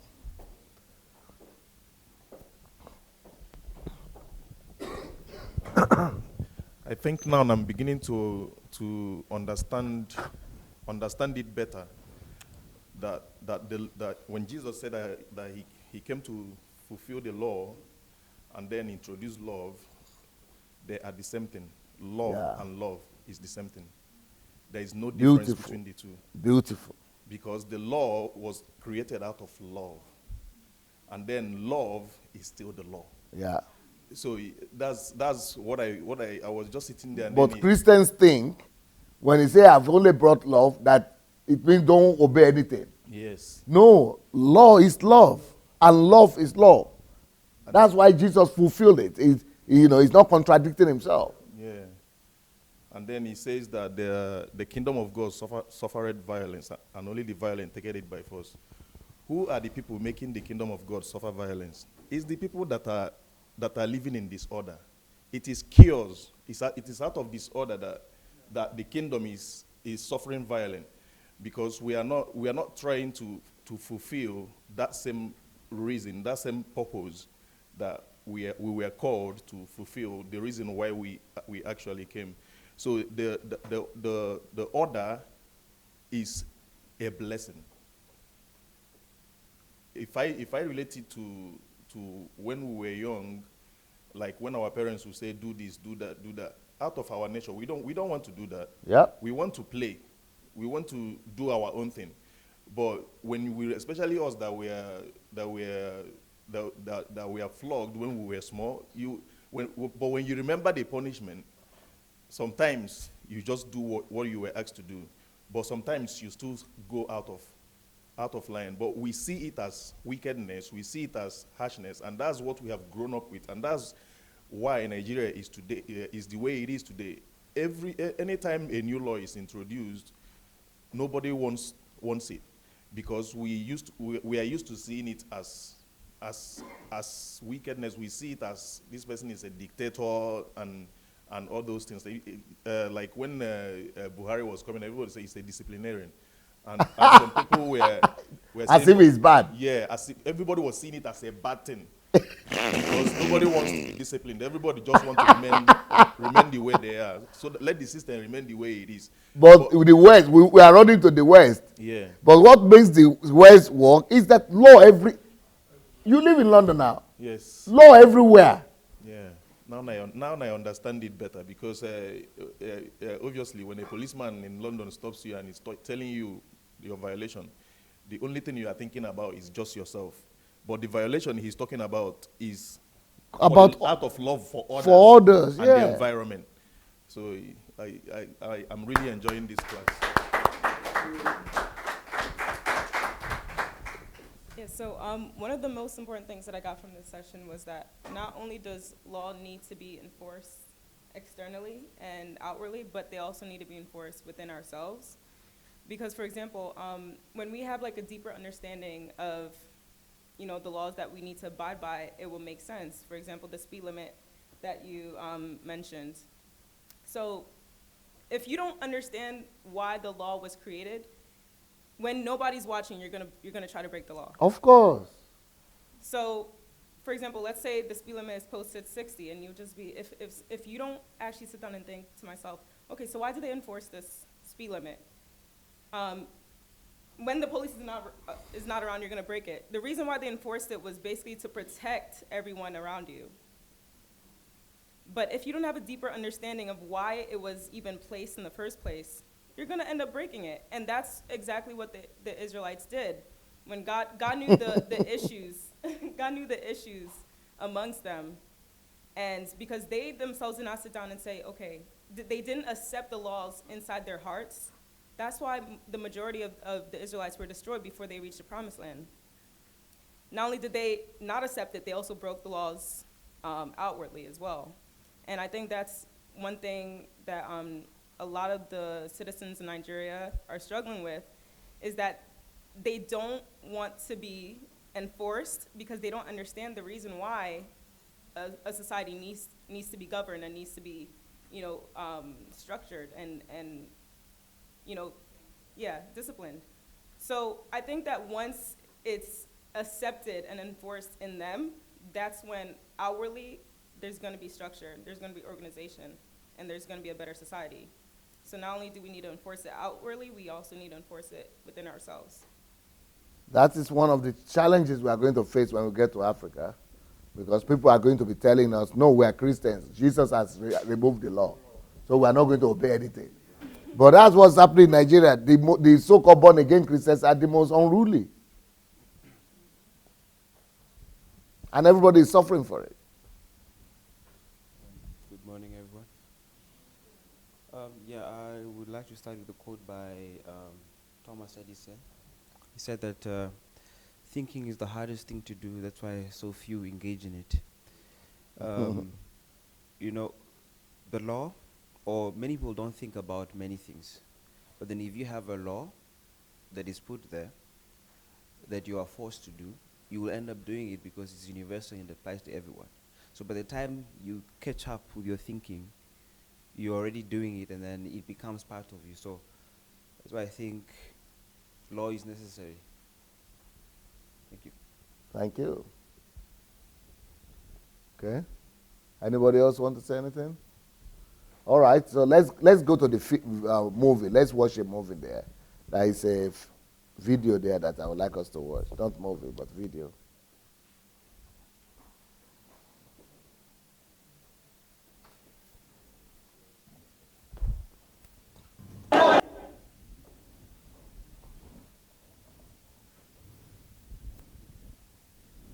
Here we go.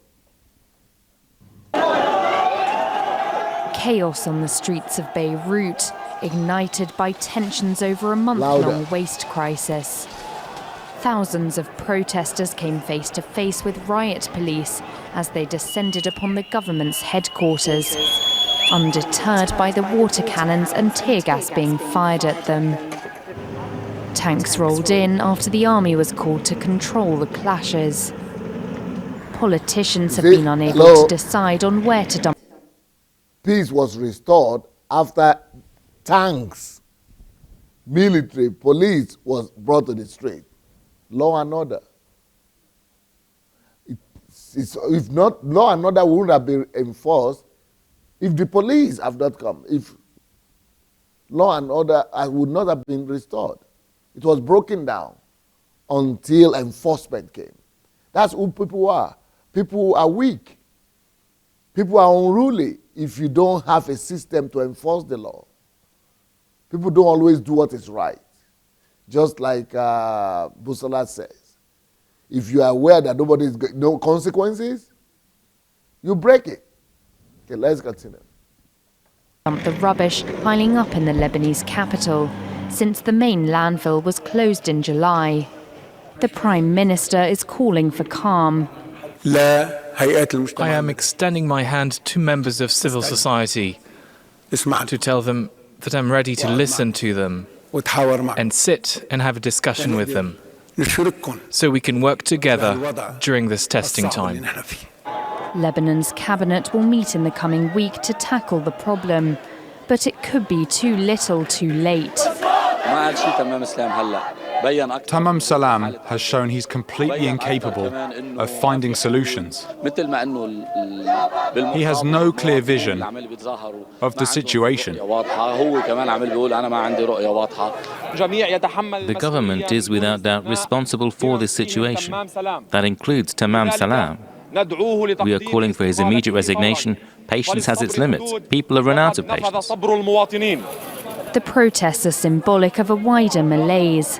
Political splits mean Lebanon has had no head of state for more than a year. A divided cabinet is currently in charge.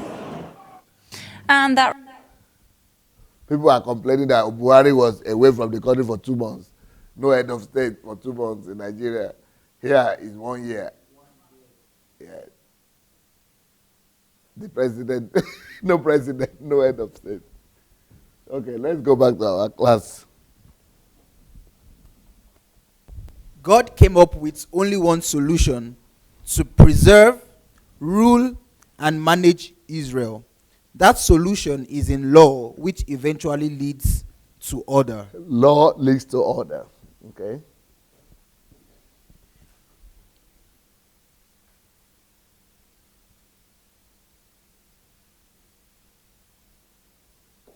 I thought you were supposed to show this. This is what you were supposed to show, girl.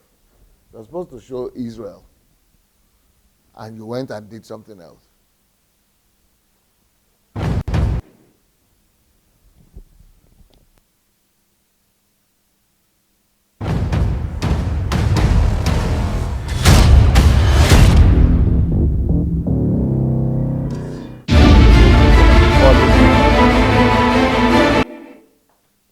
Israel is having one of the top and best police force and defense force and secret force in the world.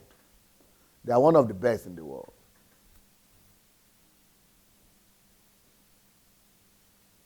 Especially secret service. So why is that needed? Like, you know, I was telling you about Israel. That is the most one of unruly people in the world. Well, this is not just for terrorists, even their own people. This is the kind of thing Nigeria needs. We need serious law enforcement agency and system.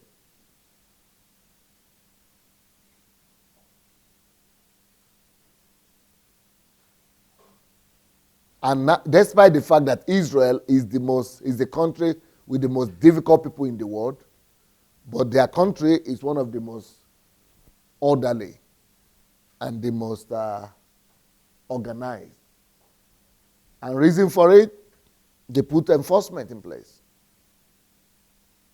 rules work, law work, enforcement.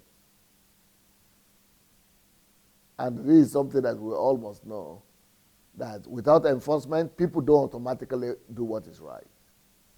It is enforcement that helps them. Okay, let's go back to the notes.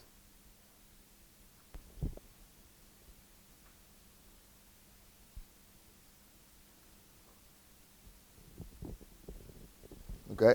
Exodus 34:27-28. And the Lord said unto Moses, write thou these words, for after the tenor of these words I have made a covenant with thee and with Israel. And he was there with the Lord 40 days and 40 nights. He did neither eat bread nor drink water. And he wrote upon the tables the words of the covenants, the 10 Commandments. Okay. That is the root. You know, I was telling you how it came from, where it came from, and how. Okay. Today, the 10 Commandments came because of the situation on ground. Today, the only way to bring sanity to community of men is by enforcing law and order. Pay attention to the word enforcing. Enforcing. Because it doesn't make any good to have law if we no enforcement of it. It doesn't make any good to have order, to have law if there is no enforcement. Only the enforcement of law leads to order.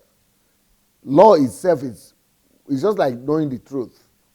It's just like the truth, saying the truth is there. You should know the truth. Only the truth that you know will make you free if you act on it. The same thing here. If you are not enforcing law, order will still never come. Those who love peace must learn to organize as effectively as those who love war. Can you believe that? If you want peace, be as organized as those people who are going to war. To have peace, you must also have enforcement, force. Organize yourself like an army of enforcing army. Enforcement as if you are going to war. You must love peace and enforce it as people who are going to war. That's Martin Luther King Jr. who said that. There will be no harmony, peace, and rest among people, and even between people and God, without law and order. Yep. Societies and nations are only successful by how much they enforce law and order. Now, here, we have to stop. And I will need you people to come out again and prove to us why that is true. Why is this statement true? And, okay, let me ask you another question. If this statement is true, if this statement is not true, why is it that U.S. is not in the top 10 most safest and peaceful countries in the world? England is not there.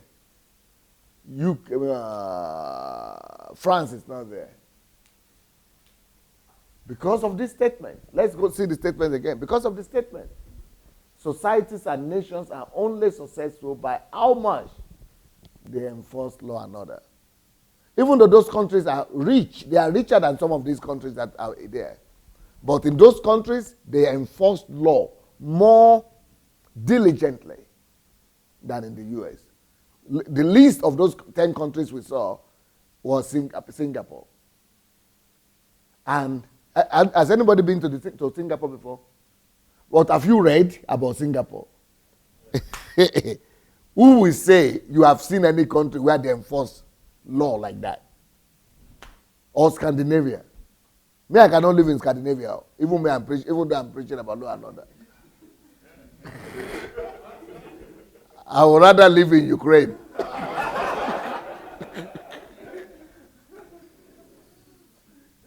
Because their own is too much. Even tax alone.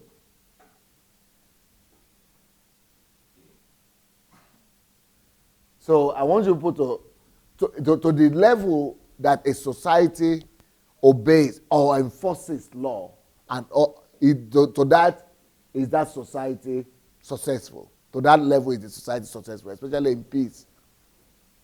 Who wants to prove that to us? Yeah, or examples. Yeah, a nation needs rules and laws to know what they can expect. Because if there are no rules and laws, it will ultimately lead to an anarchy. Yep. And why I think that America, and even Holland, is not on the list of the most safety countries. Those countries are mostly known for their liberal. Yeah. That they are liberal. Very good. And if Beautiful. they are liberal, yeah, then you cannot. You don't know what to expect. Yeah. You can do anything you want. Yeah. Beautiful.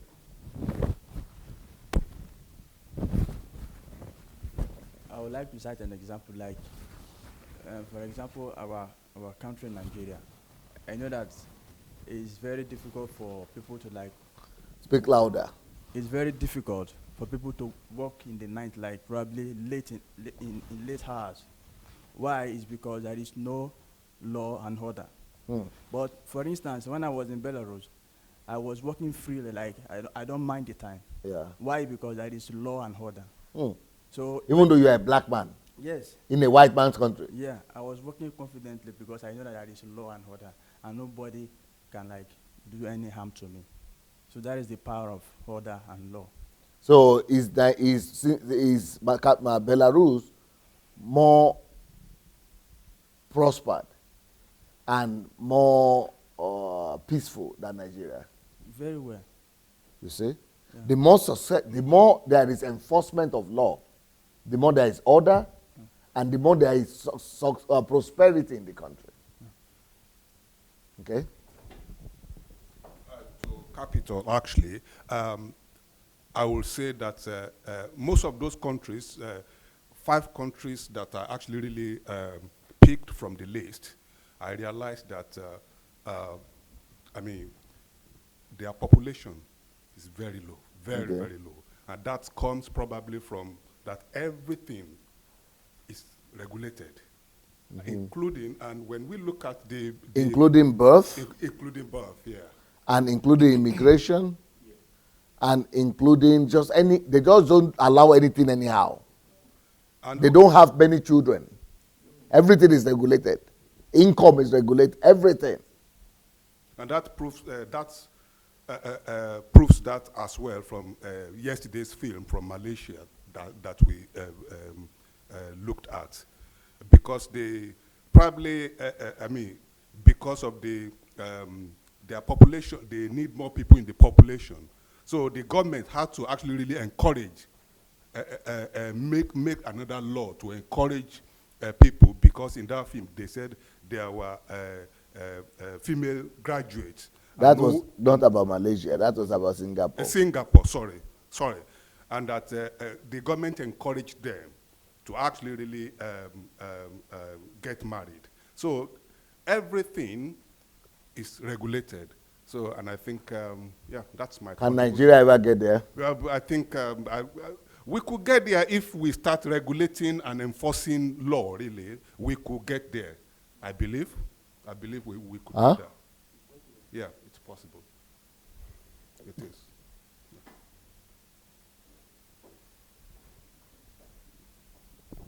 Yes, that statement is correct, because let me use China as a case. What statement? That every society is as successful as the enforcement of law and order.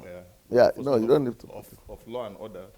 Let me use China for example. A friend of mine, a Chinese, was telling me that when the government, when they saw that the population is skyrocketing, is going way beyond their control, they introduced law that every family should only have one. And when you have another one, you start paying the government. Oh! Yeah, and it's not a small amount of money. You have to really pay. So that thing now made them to though some people were having, the ones that are okay to pay the government, they were going for 2, 3, but so many of them had to stick to that one. Why? Because the law was enforced, and people that were having more than one were paying it. So it brought sanity to the population control in their country. So everything depends on the enforcement of the law. On how much that law is enforced. So creating a law is a different thing, but enforcing it, the force. Sometimes it makes me remember that, like now we say, whenever anybody remembers, why we say there is no place like Niger. It's not because there is no law. There is no law. Everything goes. So for us, it's like fun when we remember. We say, "Oh, there is no place like Niger." It's just a place where you know that when you can drink and drive, you can do anything. But when you are in the Western world, you know, even when you are driving, you say, "I want to drink more." You say, "No, I'm driving. I'm driving." But once you get to Nigeria, everybody throw that thing away. You don't even talk about it because you know that. And we think it's a good thing. And because we think it's a good thing. So that's the thing, because there is no agency that was built to enforce. And that is what is lacking in Nigeria. Enforcement is lacking in Nigeria. As much as now that we are discovering the blessings of law and order, then it makes it more important to actually create enforcers. To say that blessed in law and order to a Nigerian mind, it would be like, what do you mean? It's two different things that cannot. How can you say blessing? When you as if they are two opposite. When you put the topic here, the first day, I'm like, this kind of HMT with this one. You think of time blessing and why do I need order? That's how you always look at it, like, waiting be this one again. Law and order, blessings of law and order. It doesn't go with me. But now that we are going deeper, we begin to understand that even from the Bible, it was a catastrophe. Yes. It was a God was among them all. Even fact, God couldn't help. Even when Jesus was talking about divorce, he was saying in the beginning, it's the same law and order he was talking about. The same law and order, but we were not seeing it. We are not thinking about it because we have never seen it as being a blessing. We have always seen it as God being hard. Just like the children of Israel, they were seeing it like wickedness. God being wicked to them by giving them laws that they have to obey. So it's actually a true statement. Yeah. So I want to say that it made me think of Germany as an example, that the statement of if the societies and nations are only as successful as the laws that they enforce, or by yes. So even if a country, for instance, does not have by how much they enforce the law. Okay, by how much they enforce the law. Even if a country doesn't have natural resources, for example, or like Germany doesn't have natural resources. Yes, but they're still very much respected all over the world, and globalization. One of the most respected. Yes, globalization works for them. Economy works for them, just because they're so well organized, and so because of that, because of the fact that they're enforcing their law and order, everyone is looking for them. So I'm thinking, because a society or a nation is able to enforce their law and order, people will look for you, nations will look for you, and this will make you successful. And everybody wants to come and live in Germany. Exactly. Even outside of Germany, people are looking for Germans to work for them, because they're so organized and they know that they're going to be creating quality products or working in a very qualitative, highly qualitative way. So that's one of the things I was thinking. So, but why is it that this thing looks so elementary when we are talking about it now? Law, order. But why is it that it's one of the things you don't even hear about? In fact, even in the West, the only time you hear about law and order is when they are talking about police, court. But this is everything, everywhere, isn't it?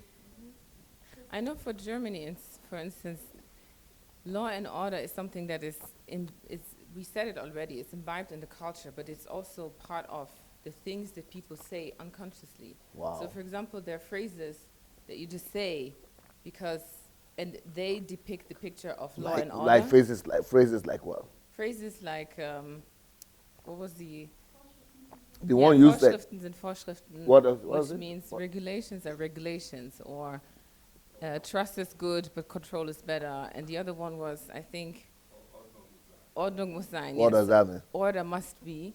Order must be. And it's something you say just like that. You say it in school, you say there it at must be home. order. Yes. There must be order, exactly. So you say it everywhere. It's like, it's very It has become lifestyle, yes. culture, value system. Yeah, it's like you just programmed this way, and you don't even notice it. That's the most, for me, that's the most shocking. You don't even notice how organized you are. It's just become normal, and that's why people don't think about it. And that's what I believe is lacking in most African countries, and especially Nigeria, because it's not programmed into the minds of the people. And I think that's what Germany did very well. They were not openly saying, this is what you need, but they were just, how can I say, like very subtly programming that into the people so that they automatically in everything, from primary school, secondary school, kindergarten, in homes, everywhere. Even before you come to school, or the first time you come to elementary school, they tell you have to be in school 15 minutes before it starts. So you have to sit in the room. You have to leave, prepare 15 your minutes. desk 15 minutes before it starts. Everyone is there. You arrive, and that's how it goes. So from the time that you're born, basically, all of these things are enforced. So that's why they're so successful. Appointment 15 minutes before. That's the least, actually, so at least 15 minutes before. Somebody said, I think it was Justine, that if you are a leader or the boss, that you have to be there 1 hour or 30 minutes before. Before the whole thing is supposed to start. Yeah. And it also creates trust, because people trust in confidence. The fact that, confidence. People from outside have confidence in the fact that you're going to do what you say, and that you're going to be integer in your actions and your promises, because otherwise you're trained to the fact that something negative is going to happen. So you just... That is assurance. It brings security, assurance, rest, peace. Okay, thank you. Yeah. Anybody wants to say anything? Okay. You asked the question why it is natural here to obey. In Germany, huh? Yeah, in Germany or in Europe. In Europe or in these in Scandinavia. Yeah. I believe that it didn't come naturally, especially but when we know the history of Scandinavia or German. They're also called Teutonen or the Viking. They had to go through thanks to law enforcement, they had to go through this discipline, actually, and they knew that when you don't obey, you will have to, there's penalty connected to that. And the reason why it's difficult for Africans or for countries like Nigeria is that we are so used to being chaotic that it repels somebody to have to obey to something. It requires discipline. It requires actually first and foremost the consciousness and then discipline. And it's difficult to realize something and then go through this this burden of discipline. Yep. That is yes. I just want to add briefly, I think the level of leniency in enforcing the law will also determine the level of order you have and the level of peace. For example, you give an example when you went to Germany and you crossed the road when there was no car coming. And you asked the question, and we said in London, that doesn't really happen because sometimes you cross the road and you're not arrested or you're not stopped. So I think even in enforcing the law, sometimes when people know that there's an amount of leniency that the government allows, then there's this temptation to still go ahead, even you know that the law is there, and you know that if you break the law, you'll be charged. But at the back of your mind, you still know that, okay, if you are caught by the police might just give you a warning and say, okay, next time don't do it. Or if you do it twice, they'll tell you, okay, next time don't do it. Then maybe the third time, that's when they'll actually enforce it. But in societies whereby once you do it once, you're caught and you are meant to suffer for it. No leniency. Yeah, no leniency. Then you have more, I would like to say, more order in the society, which will result in a higher level of peace in the society. Yes. Which I think is very important that just crossed through my mind here. In developed countries or Western countries, we have this kind of data system. Data system that whatever goes into your record remains there, and that will always follow you wherever you go. In Africa, we don't have that. You remember yesterday we were speaking about, database and government. Romans 13. Yeah. So we don't have that in Africa. So, and that is one of, like just what the last speaker said, that if you have to weigh the consequence, the severe the consequence of your action is, that will deter you from your disobedience will cost you more. That's right. So, so remember yesterday when Pastor Sunday was said that policeman was saying, oh, 10 euro, 20 euro. So, so the severity, when the penalty that, oh, it's going to 10, 15, we can see the reaction, how the perpetrator was taking, or taking the matter very serious. So one of the things that people actually really weigh, they weigh that. People that suffers, they say they suffers from anger, they weigh consequence. They weigh consequence. When you are in the office, you can control your anger, but when you are at home, you can't control it. So those are the things that, it's the consequence. When you weigh consequences, then you react in a different way. Thank you. Give it to the boy.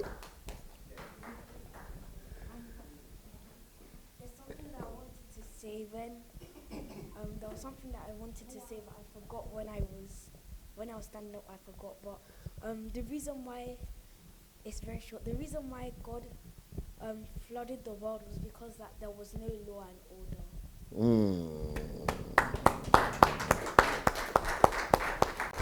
Beautiful. Beautiful. Okay, let's go back to the notes. That is a perfect illustration. The flood is as a result of lack of law and order. Deep. Destruction is inevitable when there is no law and order. That's what he said.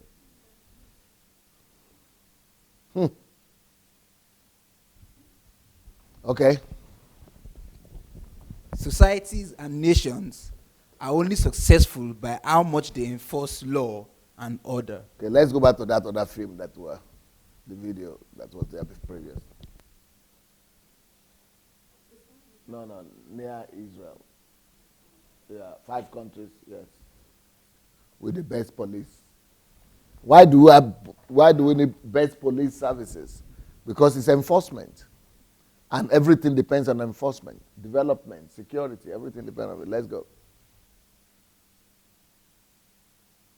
Do we have sound? Can you put it? Trusted with the responsibility of protecting the law and the citizens against internal aggression. Each country has its own police unit that is governed by law and follows their own style of enforcing the law. Combating crime and ensuring that the rules and regulations are upheld is each police officer's primary responsibility. We have highlighted a list of the best police officers in the world based on their performance and style of enforcing the law. So here are the 5 countries with the best police forces in the world. Let's begin. Number 5. France. The National Police of France ranks among the most highly trained and professional police forces. It is because of the efforts of these valiant officers that when France was attacked recently by terrorists, many lives were saved. The average police officer in France has not received enough training to do sophisticated activities such as disarming a bomb or doing something that could mean the difference between life and death. This is why the force is categorized into various squads that are trained differently to tackle different scenarios as and when need arises. With this level of organization, it is obvious that they would rank among the best in the world. Number 4. United Kingdom. Famously known as the National Police Force of the United Kingdom, this is one of the best police services in the world owing to their level of discipline and sensitivity. Recently, they launched a campaign to raise awareness of their police number to the public, something that most police services take for granted. They offer their services in such a way that it is customized to suit the public's desire. This means that they do their job according to how the public wants them to do. Professionalism and public protection is what drives this police force. Number 3. Italy. Italy is known for all its beauty and rich ancient history. It is one of the most popular tourist attractions. Its rich history is dotted by episodes of the existence of the mafia during the 18th and 19th century. These were ruthless organized crime gangs that were said to offer protection to peasant families and do all the dirty jobs that cops could not do. The Italian police force ranks among the best because of the professionalism with which they conduct themselves, especially in the face of the challenges that the mafia posed. The Anti-Mafia Police Division was responsible for bringing to justice 2 of the most powerful mafia bosses in the history of Italy. This is probably why they still rank as one of the best. Number 2. United States of America.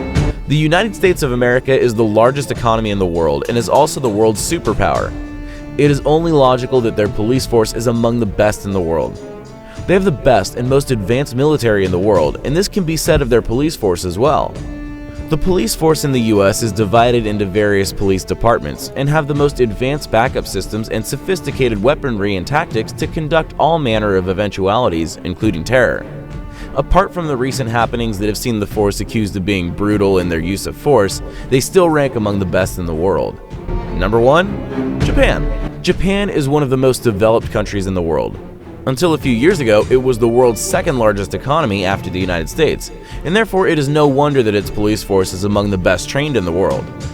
The police officers in Japan are trained the same way the US military is trained, which already shows just how good they are at what they do. They have the most sophisticated equipment and are also trained on the best discipline principles of policing. This is to ensure that they are always a step ahead of the criminals. They practically understand how to deal with any eventuality of crime prevention. And there you have 5 countries with the best police forces in the world. If you enjoyed the video, make sure you drop. Okay. Thank you. Okay. Now, this is only talking about the best police forces in terms of their equipment, in terms of the delivery of their service, in terms of, the fact that it's not the safest. That's what I'm saying. Not the safest countries, not the most peaceful countries, but these just police force, how they are being trained, how they are equipped, and things like that. But it still doesn't give the best result. We just saw another list of the most secured countries, the most peaceful countries. All these countries that are here, none of them goes into the most secure or the most peaceful. Because force is good, but the force of individual mental, like in Germany, is much better than this. Individual awareness to enforce law and order in people's consciousness rather than the force from outside. There are 2 ways to enforce law and order, from inside and from outside. From inside, from awareness, from education, from enlightenment, and then from outside. I don't know if you are getting what I'm saying. Yes. Mac.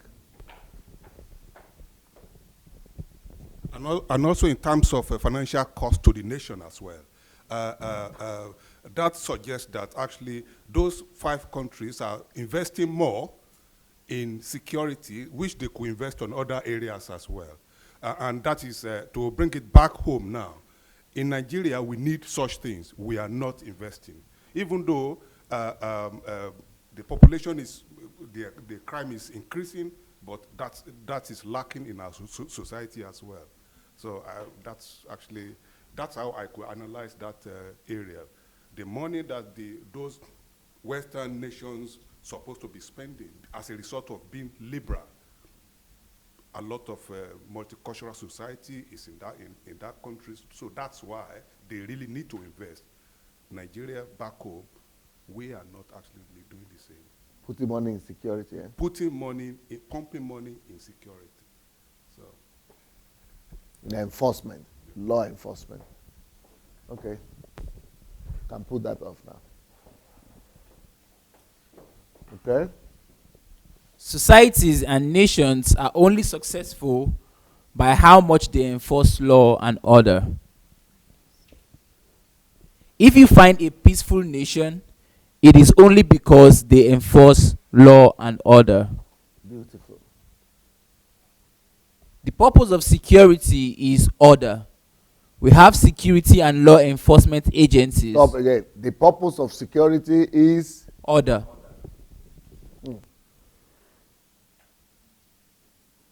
Even all those police and all those army and all those people that are, it's only, everybody is after one thing, order. Okay? We have the purpose. Okay, sorry. The purpose of security is order. We have security and law enforcement agencies only because we need order. Beautiful. Profound. Profound. Order will then bring us peace, rest, beautiful, harmony, beautiful, and safety. Beautiful. Beautiful. Beautiful logic. Do that again. Order. No, let's start with here. The purpose of security is order. We have security and law enforcement agencies only because we need order. Order will then bring us peace, rest, harmony, and safety. Beautiful stuff. Beautiful stuff. You see, everything, there is formula for everything, you could say. Life is predictable if you only know the formula. Okay. Why do we have prisons for those who break order or Why do we have prisons? It's for those who break or law and order. Yeah. Why do we? Those who create disorder. For those who create disorder. Prison is existing only to maintain order for the society and for the criminals. Beautiful.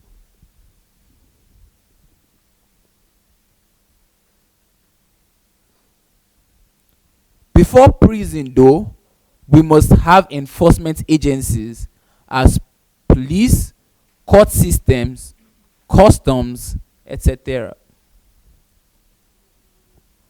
All these structures are for maintaining law and order, which leads to peace, harmony, and rest. Who could tell, who could have known that simply law and order, it's like the whole society depends on it. However, for us to have law enforcement agencies, there must be legislative body that determines where in the society there is no order.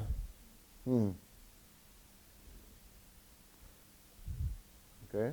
If any refuse to obey the common laws and orders of the ship concerning their common peace or preservation, if any still shall mutiny and rise up against their commanders and officers, if any should preach or write that there ought to be no commanders or officers, because all are equal in Christ, therefore no masters nor officers, no law nor orders, no corrections nor punishments. I say, I never denied, but in such cases, whatever is pretended, the commander or commanders may judge, resist, compel, and punish such transgressors according to their deserts and merits. Now, the question here is that this is one of the European leaders in the past centuries, when people were saying we are Christian nation. What should be the attitude of Christian nations to law and order, military, service? But we are Christians now. But we are all equal in Christ, and God has set us free. So he's responding to that and said that you cannot say because you are now in Christ and you are equal, and then order and law doesn't matter. You read that thing again, please. If any refuse to obey the common laws and orders of the ship concerning their common peace or preservation. You say the peace and preservation is for everybody. It's for that person too who is refusing to obey. It is for him, for his peace and for his security, that the law is there. So if he is refusing to obey and other people are refusing to obey, then he is not safe. Yeah. If any shall mutiny and rise up against their commanders and officers, if any should preach or write that there ought to be no commanders or officers, because all are equal in Christ. You see? So the European civilization have solved this problem. They have encountered it and they have discovered that, you know what, the fact that we are equal in Christ or we are the same in Christ, it doesn't work when it comes to running society. You still need law. You still need hierarchy. Okay. All right. So if any should preach or write that there ought to be no commanders or officers, because all are equal in Christ, therefore no masters, nor officers, nor laws, nor orders, nor corrections, nor punishments. I say, I never denied, but in such cases, whatever is pretended, the commander or commanders may judge, resist, compel, and punish such transgressors according to their deserts and merits. Yes, we are equal in Christ, but if you violate the law, you will bear the consequences. All right, the legislative organ is therefore to enact laws for all areas of the society where there is no order.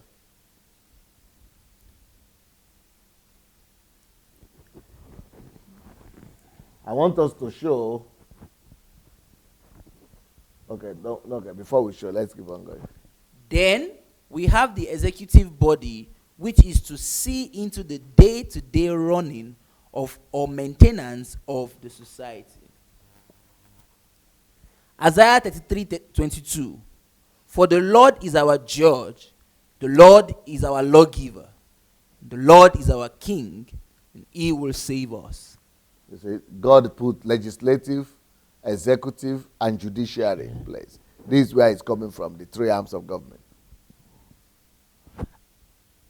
Isaiah 33:22. This verse and many other is what is responsible for the principles of democracy. The judge stands for judiciary arm of government. Lawgiver stands for the legislative arm of government. King stands for the executive arm of government. All are equal because Isaiah 33:22 says the same Lord presents everywhere. The same Lord present. Present everywhere. Mm-hmm. Which means equality of all arms of government before each other. Beautiful, eh? You see that the civilization we have today is all from the Bible.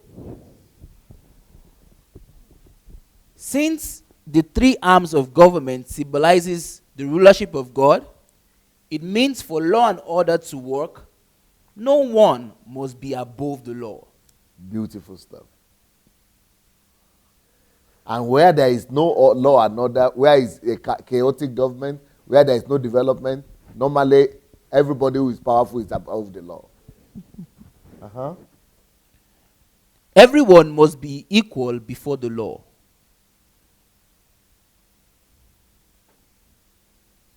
That is the formula. This is. Oh, sorry. This is the formula of maintenance of peace and rest in any society. Yep. Peace is costly, but it is worth the expense. Okay. That's it. All right. Do we want to see some videos? I think that might even be. You want to see videos? Okay. What is the best video to see now? There are so many videos that I had prepared for you. Can you people check? There are different ones. Croatia? Okay. Let's put Croatia. Croatia is a country that you might not even know where it is. Many people don't know where it is. Small country. Compared to Nigeria, it's a poor country. But because of the order, you'll be amazed how organized they are. You see? Just by order, maintaining order. Everybody wants to go there to rest. Money is moving there. And, you know, security, peace, one of the most peaceful places. One of the most peaceful societies. Not that they have more money than Nigeria, they have less money than Nigeria. But order is, you see, can you imagine the way they have kept their water clean? Can you imagine that this is Babish in Lagos? They have messed the whole thing up. Can you see the peace, the rest, the serenity? That's just as a result of order. This kind of nature, they are there in Africa too, even better. But you see the cities, everything depends on order. It doesn't matter how much God has blessed you. If you cannot maintain order, you cannot enforce order, which comes through law, you will not have anything. Everything will be ruined. Order. Peace, order. It's like heaven. All these countries. It's human being that maintain them. It's human being that did them. It's not God. God is not a, whatever I say, what is it? It's not a, but no, preferer, what they call it, of eyes or respecter. It's not a respecter of what? Of persons. So God is not a respecter of countries too. It's people themselves who are responsible. It's not miracle who did this, or it's not signs and wonders, or it's people's hands, people maintaining law and order. Okay, I think that's all for now for this one. Then let's see, is there any other one?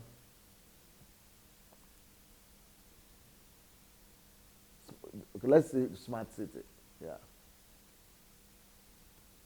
Put on the voice this time. Just how smart is your city? Chances are it's getting smarter by the year. Many governments around the globe are racing to infuse technology into just about every aspect of its city's operations. And I mean every part. Including public transportation, IT connectivity, water and power supply, sanitation and solid waste management, efficient urban mobility, e-governance, and citizen participation. And it does this using every buzzword imaginable, from big data to the Internet of Things. So how does a smart city work? Let's look at 3 examples. Here in Singapore, the city-state might be the gold standard of the most extensive effort to collect data on daily living. The government is now deploying systems that can tell when people are smoking in prohibited zones or littering from high-rise housing. Singapore launched its own Smart Nation program in 2014 and will add more cameras like these so the government can effectively monitor crowd density, cleanliness of public spaces, and even the exact movement of every locally registered vehicle. Much of the data it's collecting will be fed into an online platform called Virtual Singapore that gives the government access to how the city is functioning in real time. It could help the government predict how crowds might react to an explosion in a shopping mall, or how infectious disease might spread. Over in Dubai, more than 50 smart services from 22 government entities have been rolled out as part of the government's Smart Dubai initiative. Using the government-provided app Dubai Now, you can do things like pay a speeding ticket, which likely captured you on a public camera and then emailed you the ticket directly. You can also use the same app to pay your electric bill, call a taxi, track a package you sent to your friend, find the nearest ATM, renew your vehicle registration, track the visa status of a relative, and report a violation to the Dubai police. Now head over to Barcelona, where one research firm estimates the city will save billions of dollars a year in energy costs just by installing smart systems like these. Number 1, smart streetlights. Public lighting that adapts and dims when there's no activity but brightens up when sensors detect motion. The second, parking sensors. Instead of driving in circles looking for a spot to park, drivers can get real-time information on an app which locates free parking spots. Sensors on the street curb use lighting and metal detectors to know if a parking spot or loading area is occupied. And finally, garbage sensors, which are actually compact drop-off containers which have a vacuum network through pipes which sucks up trash below ground.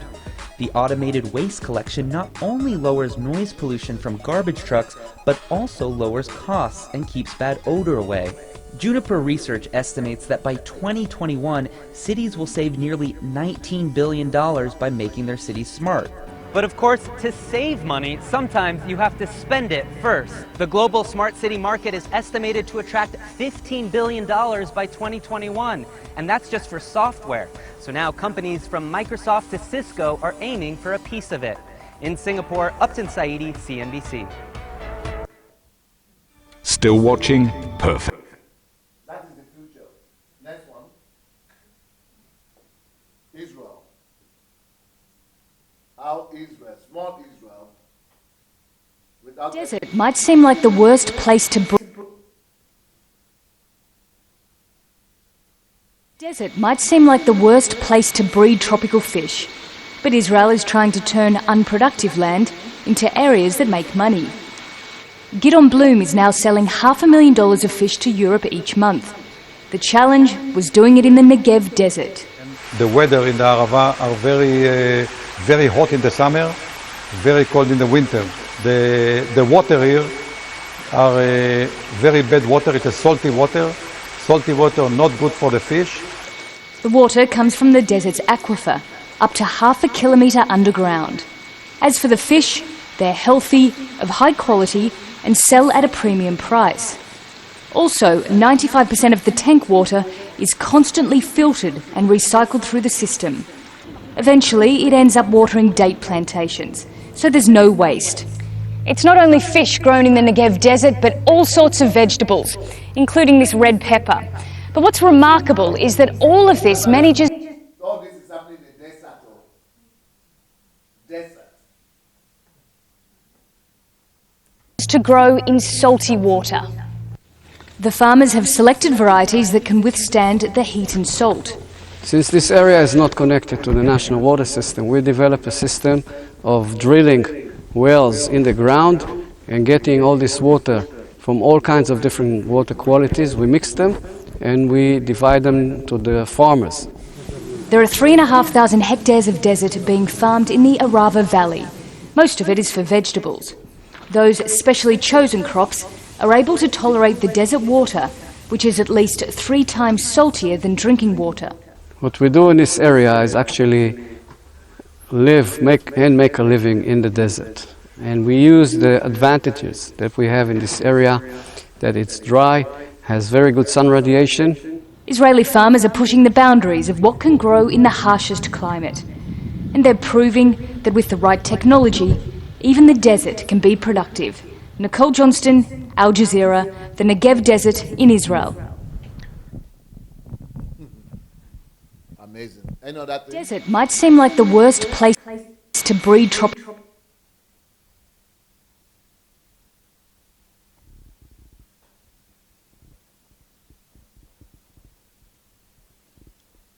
Any other example video of order? Let me see. Where? We've done the smart city. Go back. Go. Show me other ones.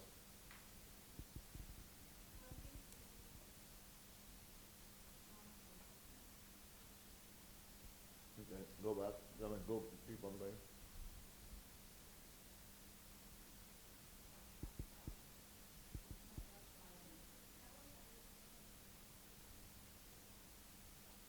No, not this one. We want order.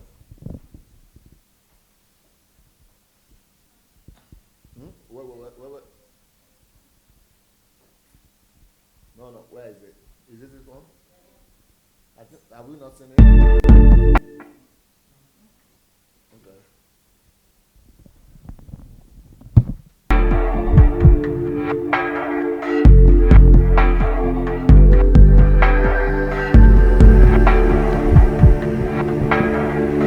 The power of order.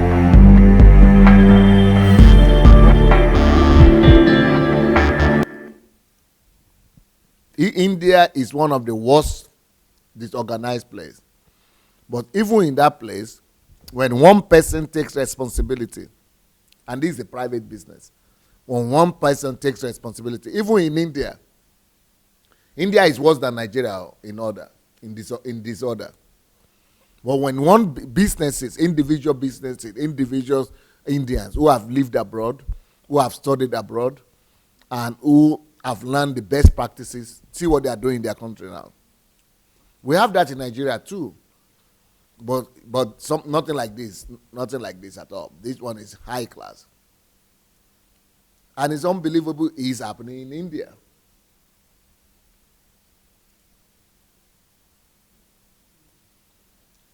Clean, and India is one of the dirtiest countries in the world. But when you come to this place, they are changing the face of their country.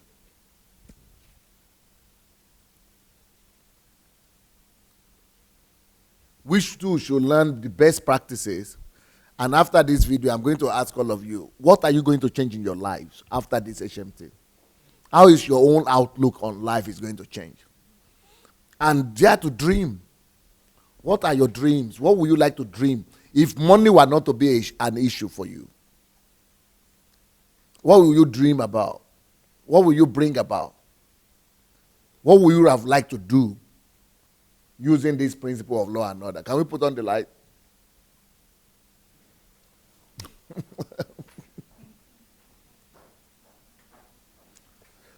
that's my question to you all.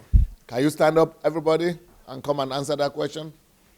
When you answer, you sit down. What will change in your life from this week's session? What do you want to do? What do you want to use this law, this principle to accomplish? What would you like to do with this information that you are getting to know? Give somebody a microphone.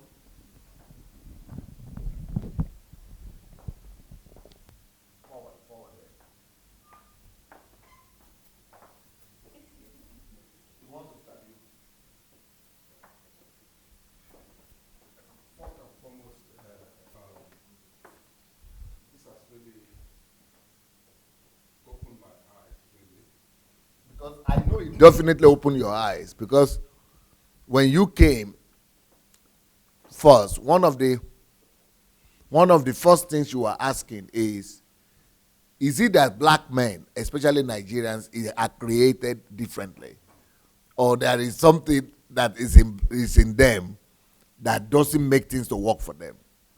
But I'm sure, because of all your answers I've been listening to, that even you now know that no, it's not that Nigerians are created differently. That we are not. Okay. Okay.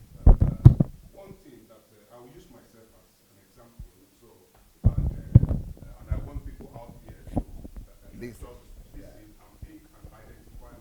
If it's you or you think, oh, that's me, then you might want to also try to relate this to how we could actually really solve this problem. Basically, I realize now that actually the first thing I need to do in terms of creation, I mean, bringing out my values, my product, is to first engage in my great life, the greater life. And I use that to actually really approach my assignment last night. To first have that image, to have the illumination, the imagination, before I actually really have a picture of what I need to embark on.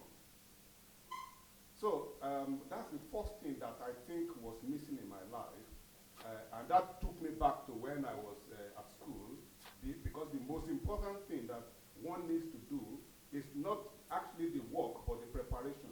When you are doing research, you need to gather your research papers together to make argument for and argument against. So, and I think that is actually is one of my problems that this session has really brought me back to focus on. And I believe from now on, what I will take cognizance of that to make sure that actually, even before I embark in anything, I need to have that imagination before the lesser light could, before I could embark on the lesser light. I need to, that greater light, I need to actually have that. Beautiful. And all these countries that we are seeing, that they are orderly and that things work in them, is as a result of the greater light. Yes. But someone is writing me here in the comments. I'm reading the comments just for me to feel what's going on through the mind of people. So someone is writing here and said that, Pastor Sunday, you not deceive people. There is no safe country in the world, because there is nothing like that. Only that others have better police and response system than others. So only it all depends on how quickly they respond to crime. That's why you have only 5 countries in the list of the video you showed. That's what they are telling me. So no safe country, no, let's just forget about it. So that's why you are all running from Europe, from Africa to Europe, because no safe country. Everything is the same. No safe country. So I should forget about the topic. Huh? I think that's a person actually. If you say no safe country, we living in time of changes now.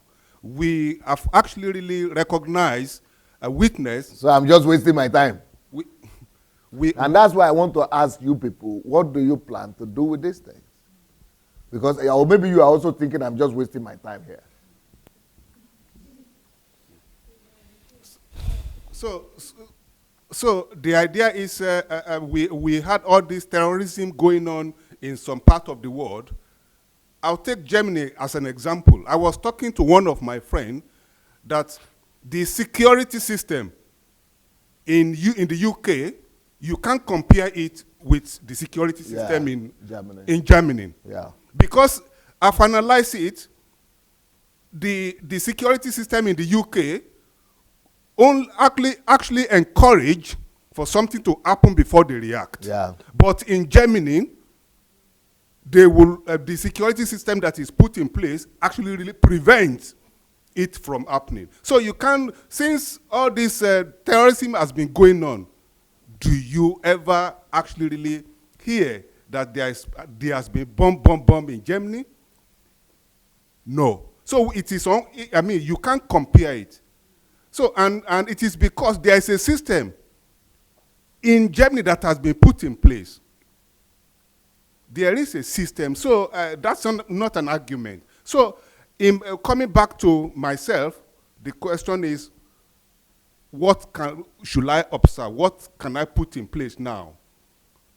What have I gained? What has changed in my life?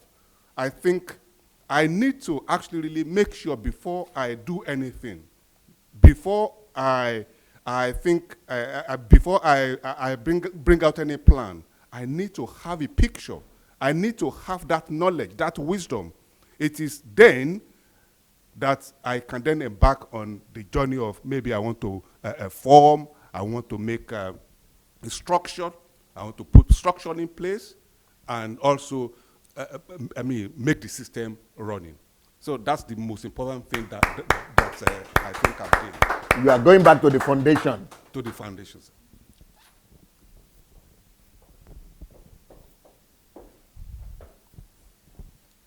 Okay. What I gain from here and what I'm going to do from here, I think I'm going to start with a value system. I'm going to upgrade myself, and I'm going to update myself in all the area of my life where I see that there's things that are lacking and there's things that need some improvement and understanding.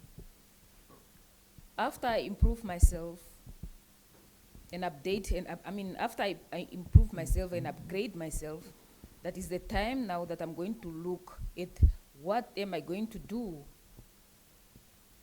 for my nation, for my friends, or for anybody who's nearby me. How will I also, how will I be able to contribute to their improvement so that they can be at the same stage or at the same level that I'll put myself? Good. The wisdom man. What I need to change is my understanding and how I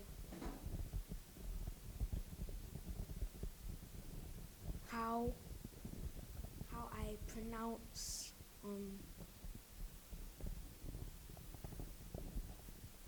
how I speak about my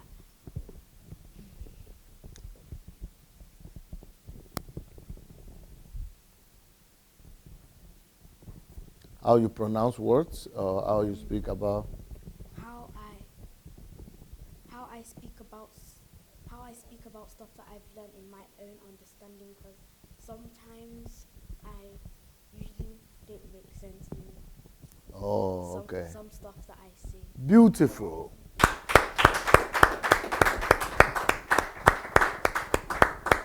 So he wants to put order in his speech, in his construction, in his manner of talking, in his mind, in his presentation. So one thing that I took from this HMT so far is that it's just the importance of questioning yourself. Sorry?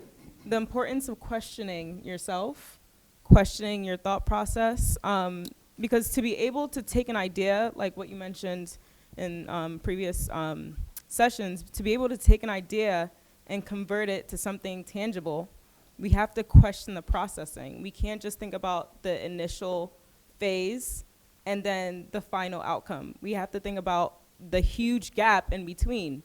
So to do that, we have to question ourselves. Everything we have to question. And I think that's another thing that's lacking just in so many societies that don't have organization or structure, is that they're not questioning what they see.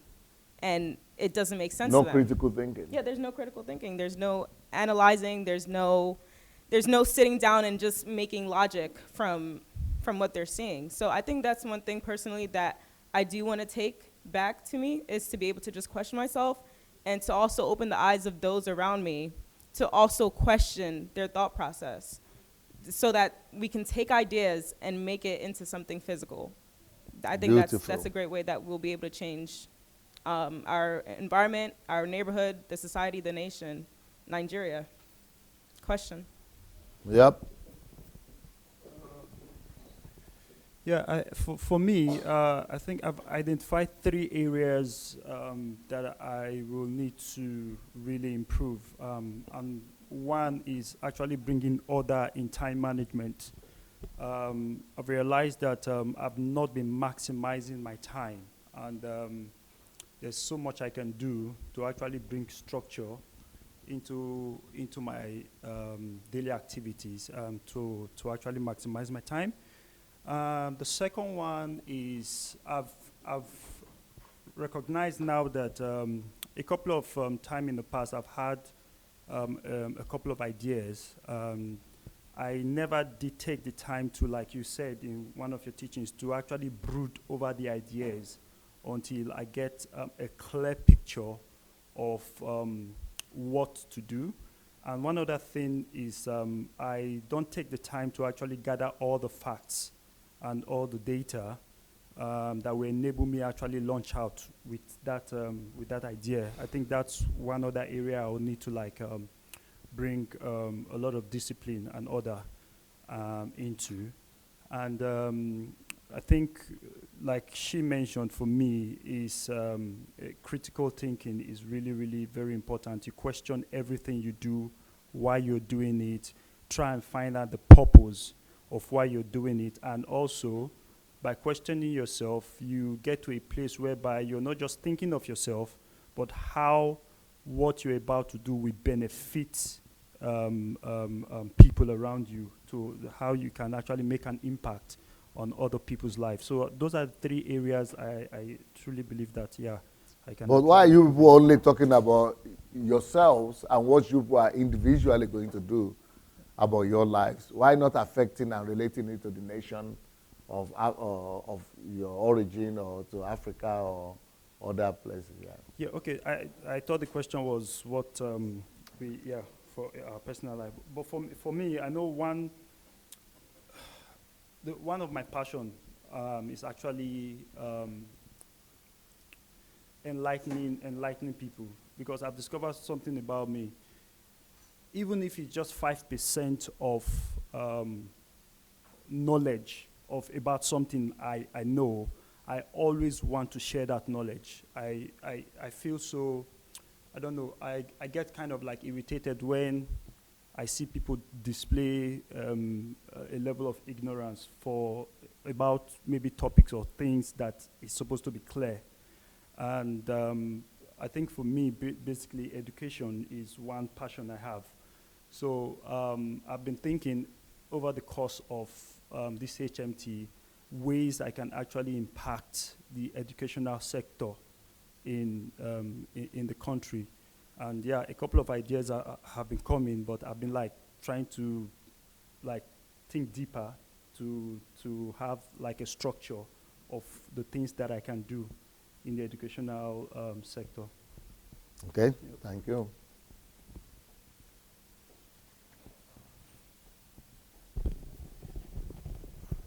Well, what I've learned from this teaching is that I really have a lot of arrangements to do in my personal life, and learning to put things in order, and because I also learned that you cannot give what you don't have.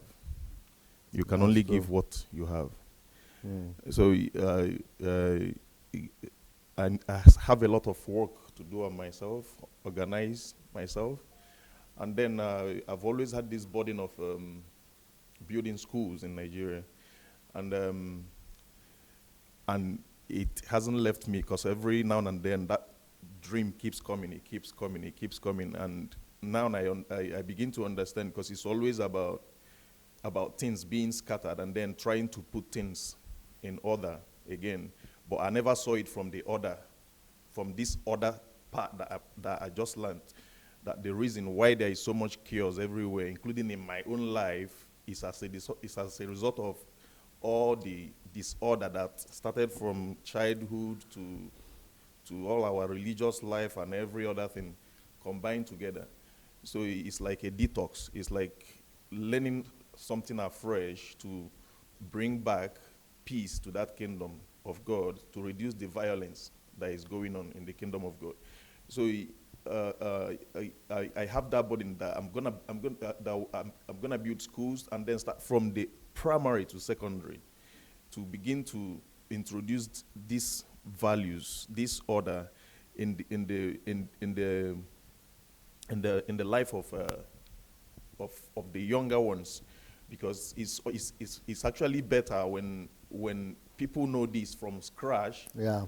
And then when the time of enforcement when they get to that time of enforcement, they can easily adjust, just like what we're seeing in Europe. They know these laws from childhood, and by the time they are getting older, they don't want bad record on their name. They don't want anything that will make them not to get the kind of jobs they're looking for. Yeah. So all this whole thing, they work together. Is something that started from grassroots, and this is what is lacking in Nigeria. The grassroots implementation of this whole thing is not there. There is no system that is teaching it. The only thing that we know is they teach us how to respect your elders and your teachers or whoever that is. The respect we know is just normal respect, but there is no order. The importance of order was not emphasized in our lives. Like DSA was teaching it here. You will see that almost every slide, order, law, order, law, order, law. You're hearing it. Every slide is hitting you. It's like knocking a child on their head. This. So by the time you leave here, you will realize that it will never leave you. So it will always make you, in fact, it's like an alarm system that will always remind you, what did you do today? What have you achieved today? So it kicks you to be at alert, to be able to be in the here and now. So that's what it has done to me right now. Like, there are so many ideas that are coming to me that were not there because there is no order. When order comes in, then it's like a new ground is opened for you. Now I understand that without order there is no development. No development. Without order we can't do nothing. So we can't even function. Even in marriage, crisis because there is no order. Yep. There are so many things I didn't learn as a single man, and then you get into the marriage, it's crisis, and then you now start fighting and then looking for who will help you, because we are used to being all emotional. And then who is to blame? You start pointing fingers because nobody wants to take responsibility. You think you are okay, and that is where the spirit of humility comes in. In Africa, we are not used to humbling ourselves. But when the spirit of order comes in, then it brings out that humility in you to know that you really have work to do on yourself.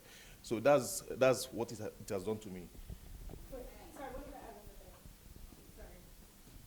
Okay, so I forgot to mention, so another thing that you also spoke about was that God had the power to create the earth in one day.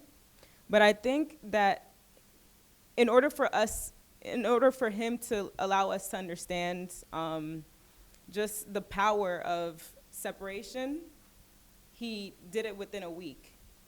And because of that, everything that he did was perfect. He could have done it in one day, he could have done it through power, but through Genesis, I now understood like the processing that went on. Process it. Every day. Process it. Every day. He could have just said in a second. He could have created everything in a second. Power. Yeah. But he was doing, I think the reason why he did that within a week was for our understanding. Yeah. For us to know that separation, when we order is needed in everything we do.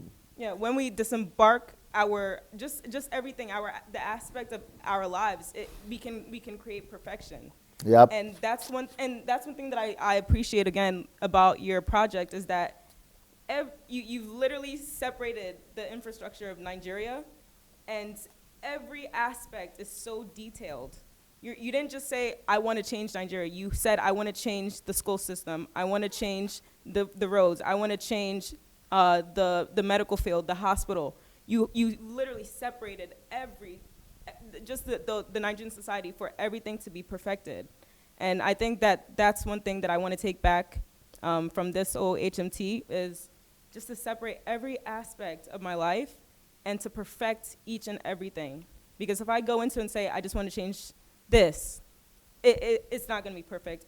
There has to be a processing. I have to just sit down and analyze every single thing. So that's another thing that I wanted to add to that. Beautiful.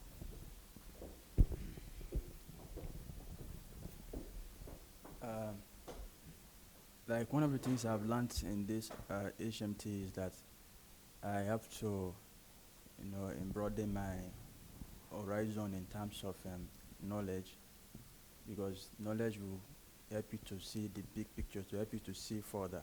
Yeah, that's light. That's a big light. Than just working. And the second area is that I really have to reinforce this self-government, because self-government is very, very paramount for one to be able to transform people's lives, because your image speaks more louder than your voice. So self-government, I have to reinforce that area. And one of the things that normally discourages me most in the area of disorder is that at times when you try to make things in the proper way, people tend to look as if you are so rigid, order, and it's as if you are not flexible. It's as if you are commanding people. It's as if you are controlling people, and that thing discourages me so much, because I live in Austin, and I try to do things like this, so I just have to encourage myself, despite the way people might be saying it, but I have to encourage myself to make sure I go on with it, and with, probably communicating and teaching the benefits. I know it will go a long way. I don't have to go to everywhere, but at least let me start from my environment. Yeah. That's what I have to say. Okay, thank you. So, what I will start to change, or what I take from all these teachings, is that it really starts with the little things first. I saw that Singapore gives fines out for people spitting on the ground, and who thinks about that? So all those, the little thing is so important. So I actually already started with making changes, that even my roommate asked me what I was doing in the middle of the night, because I was organizing my suitcase and ironing in the middle of the night just to make everything right, And I have a really strong burden for the youth in my country, and I really want to be an example and a role model, and that's why I think that it starts with the little things first. So that's for me the most important one. And also, I take out of it that I see that you have a strong vision, and I don't hear many people, or actually nobody. I don't hear nobody talk about transforming a nation, besides for the people who are already dead, or that man from Singapore maybe. So I get out of it that it takes just one person to start with the vision, and it doesn't take a large crowd, just one person who believes that it is possible to change it. So I think that I'm the one for Holland.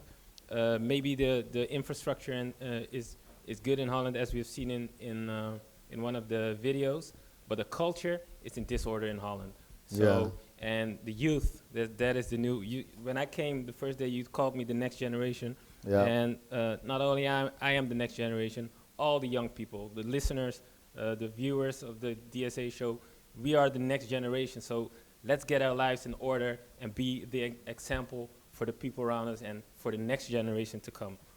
So and for that to happen, everybody has to be less selfish, because the reason why few people think about changing a nation is because everybody's just thinking about their lives, about themselves. Anybody wants to contribute? Any other person want to talk? If you don't talk, you will not sit. All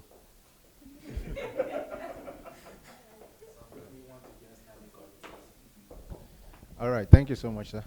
As you were speaking, I saw a picture from one of the slums in Nigeria, and I was just looking at the picture. I mean, everywhere was dirty, just so dirty.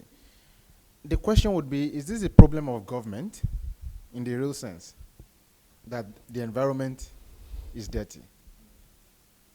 So it brings to bear the fundamentals of what you are saying, that if everyone should imbibe order in their lives, then things will fall in place. So how do I want to apply that? Personally, I have an ambition. I think that's an open secret. But I'm yet to start drawing concrete plans of what I want to do. I just have the ambition and I know it there. So one of the things I've also been questioning is where do I start from in drawing, because you cannot just start from economic policies. So that's what they are doing now. Yeah. And there is no change. Yeah. Everybody is talking economic policy, and I just they're so ignorant of these things. They don't even address what matters, economic policy. That's so cheap. Anybody can do economic policy. Go to school. But the fundamentals are not being addressed. So from listening to Pastor Sunday, being around him, and obviously having a privilege to ask so many questions, I've been able to, with this December, I've been able to come up with a project, which I think will be the underlying factor. But after that, I am going to now sit back again to digest law and order. I think that's the first thing I'm going to start from. So not only would I produce documents from it, but I'm going to produce a grand plan on how, for example, my own administration can, it's still a long time, right? But before then, what can I do to bring law and order to Nigeria, and looking at what's on ground, and then how can I maintain it and sustain it even if I'm there?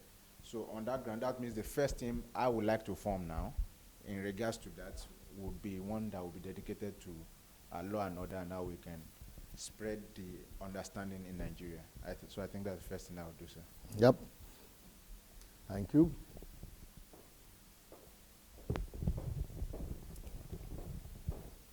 The teaching today actually made me realize how that the 10 commandments are really commandments of love. I was standing there and just moving from right, left, and I had a picture of me under a light, surrounded by light, like in a house. And in this house there were different rooms, but not each room was enlightened. And I had like people coming and knocking at my door. I would just open the door and just give the information and just close the door. And I was wondering, what is that? What is that? And the more Pastor Sunday was speaking, the more I realized that actually there was a time in my life where when I was just spending a lot of time meditating the Bible, and I was a student in France. And this was also a time where my life changed because of this meditation of the Bible. I radically changed. I became like people, the students would call me the nun. Just because I became excellent in translation, and but also extremely quiet, but not quiet because I was quiet, but because something light had come into me. Because maybe I wanted to be everybody's darling. Something came up, I opened my door, and chaos came inside. And in me, I had two different systems, chaos and light and wisdom at the same time. And both cannot work together. And what I realized, actually, and what I will take from this teaching is that I need really to extremely be disciplined and cast this chaos out of me and come back to this place where I can really download directly things from God. Because at this time, believe me, I wouldn't even pray to have anything. I would just think, Lord, actually, I need that, and something would happen, and the thing would manifest in my life. Even the examination, I remember the bachelor examination. This is the first time I saw God in my life, because 3 weeks before exams, I was praying, and then I heard really a voice telling me the time, a page, a title, and I heard from beginning to end. I didn't understand why. I said, okay, maybe it's me, I'm a little crazy. And the voice told that to me 3 times. And because I had time, the magazine Times in my room, I went there and I opened the magazine to the page, and it was the title of the article. And but 3 weeks later, we had the examination. And I don't know why. I just read this text and looked for the difficult passages. And as I went for examination, it was this text. And I went back home and I realized actually that God was talking to me. And this is just to say that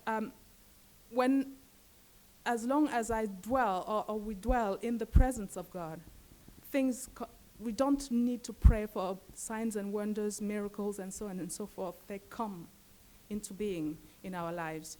And that's how also the Ten Commandments, why the Ten Commandments, which are actually commandments of love, come into place. And we need them. I need them. And the second part of this picture is that these students or people coming to me, I would just open the door and just give them the information and just close the door.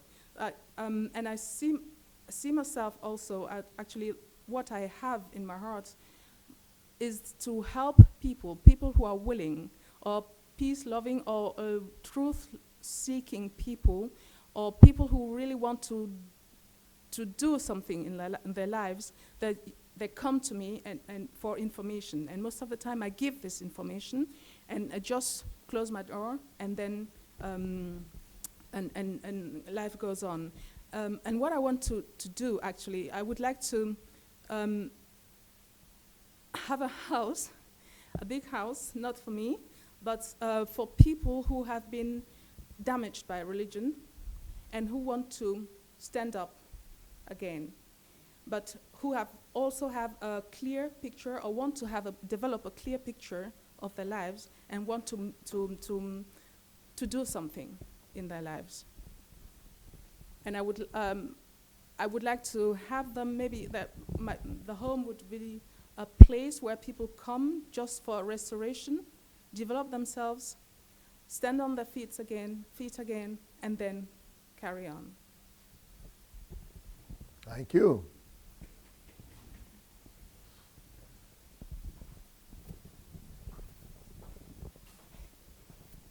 I actually can't believe I'm standing here because I told Mayo I like to be private, but she challenged me. You are in class. Yeah. I'm sure when you went to school, you forgot about that privacy. Yeah. So I've been here. Or you don't want your pastors to know you are here. Oh, no, I don't have. They will see you on the internet. No, I don't have a pastor. Okay, because some of them are afraid, some people are afraid, of what their pastors will tell them, their Facebook pages. No, okay.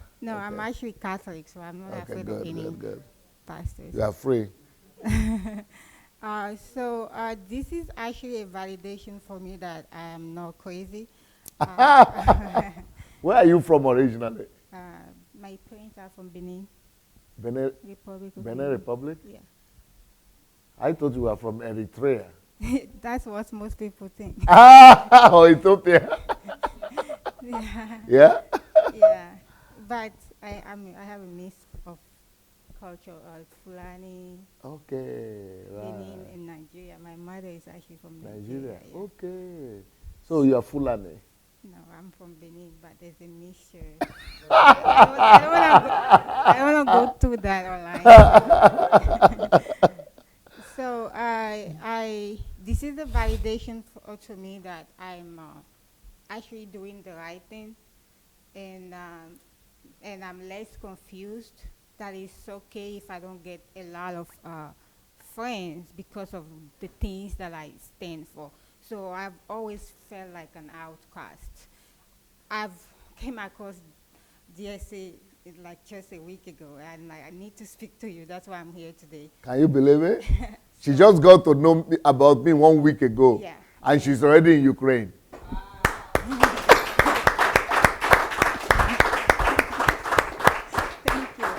And then she was stranded in the airport for like 2 or 3 days, just on her way coming.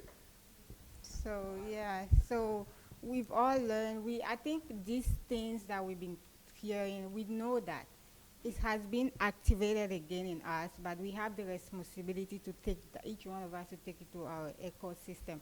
But if we want to introduce law and order in our ecosystem, we need to understand that ecosystem. What do they worship? what do they worship? Again, we're taking religion out of it. So what do they worship? What are the values? So we need to research about our ecosystem before we can take that knowledge to them, to understand them, so that we'll find out a way to create the awareness for them to get it and follow the process. And then while doing that, then they can find Christ. So that's all I wanted to say. Beautiful. Thank you. Welcome. But I want to tell you, because you are coming from the US, you have jet lag. Yeah. So don't be afraid to take your time and rest and recover when you need to. Thanks.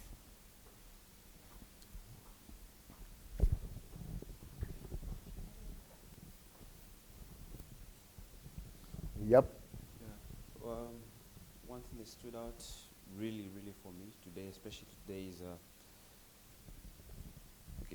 one thing that stood out especially for me today is that one should be forceful with peace, just like those who are forceful in war.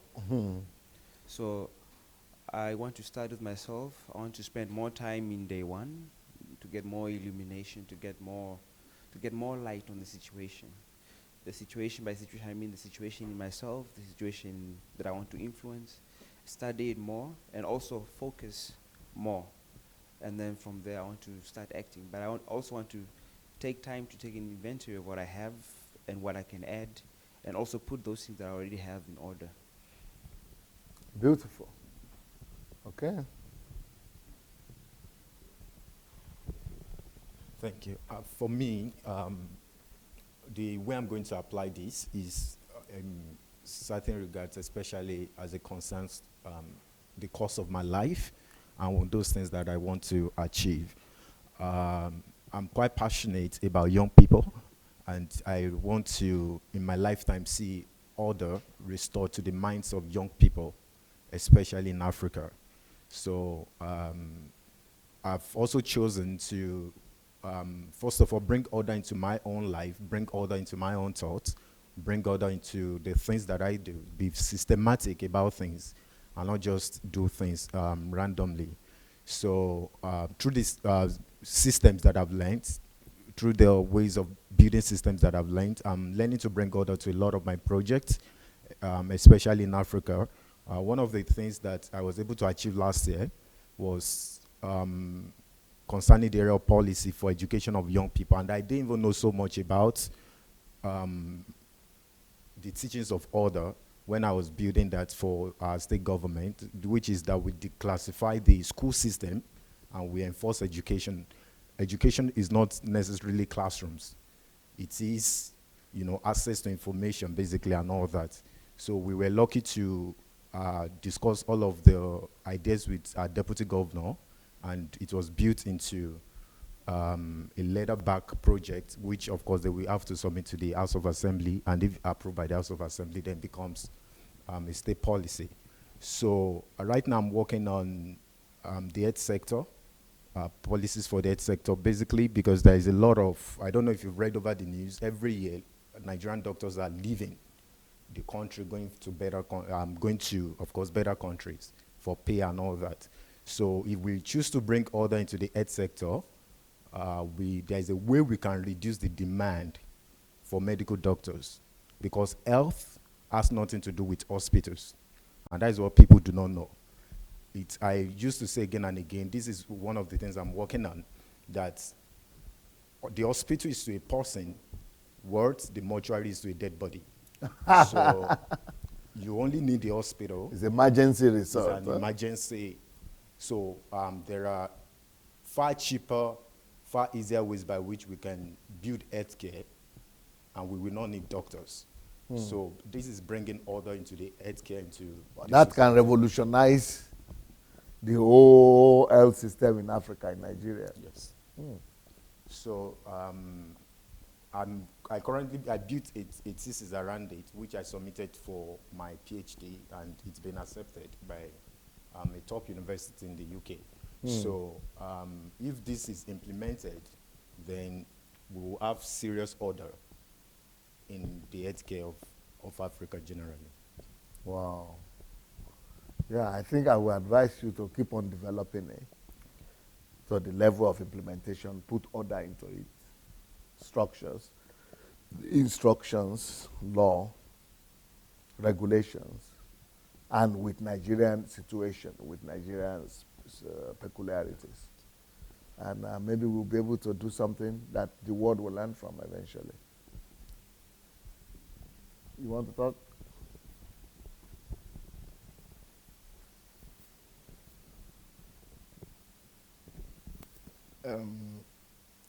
Yeah, all these things you have been learning, what do you plan to do with them? Okay, I've learned of law preceding order.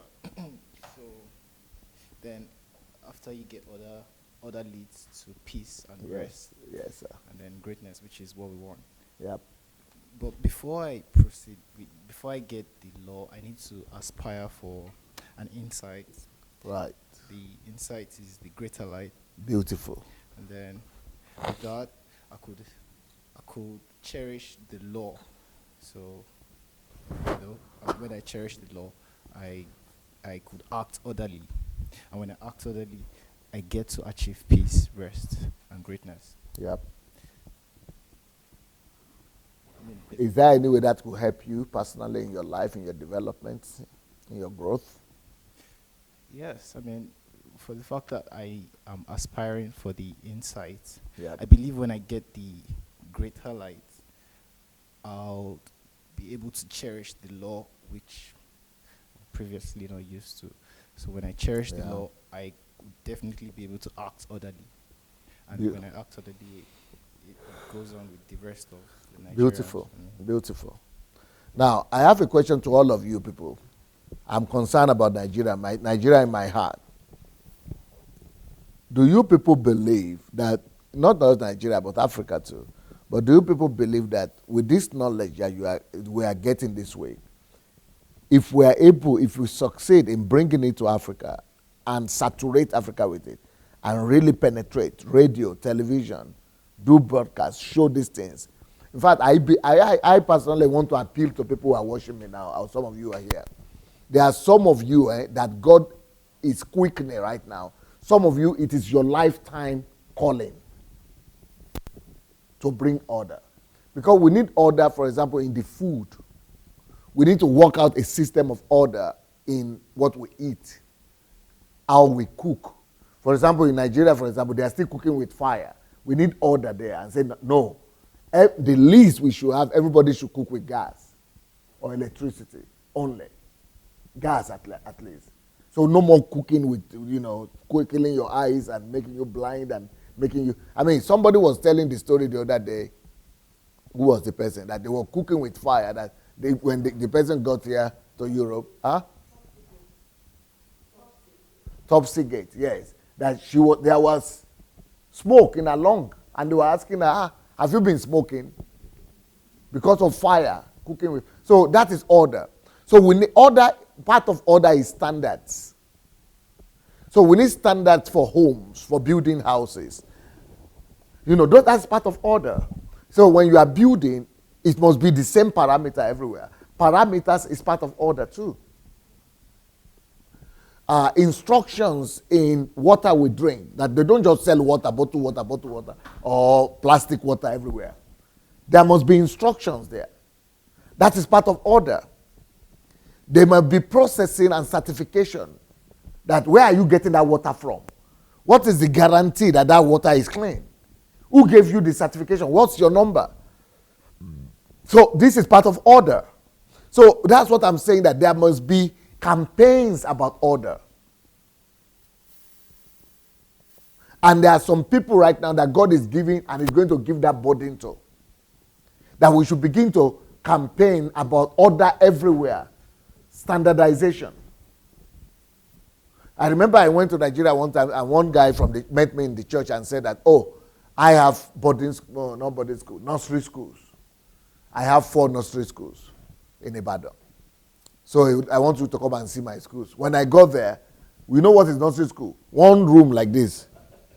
And everybody on the floor. All the children on the floor.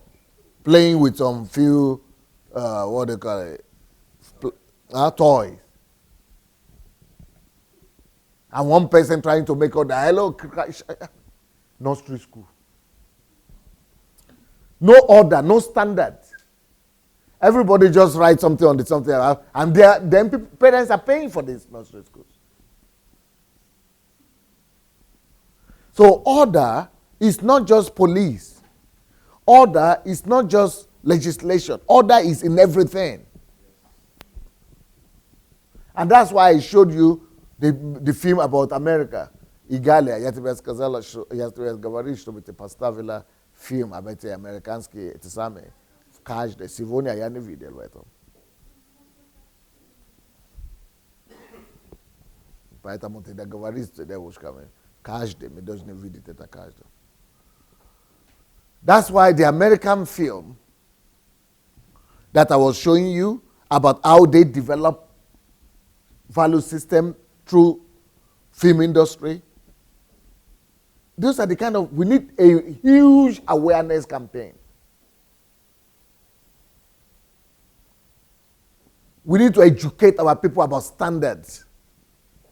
And we need structures, agencies, government departments that are just working on bringing forth new demands and order for everything. Road must have standards or it's not accepted. Walkways, standards of marking.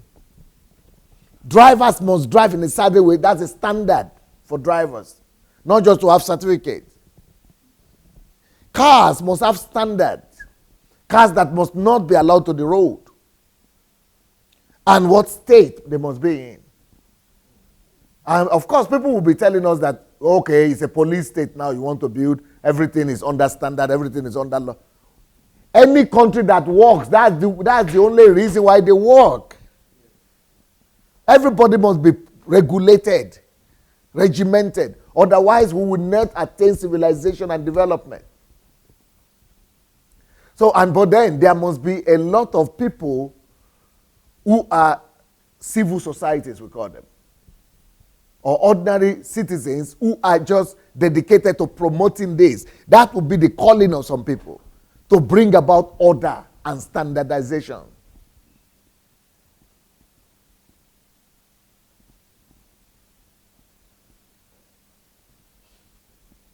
Yes, my sister.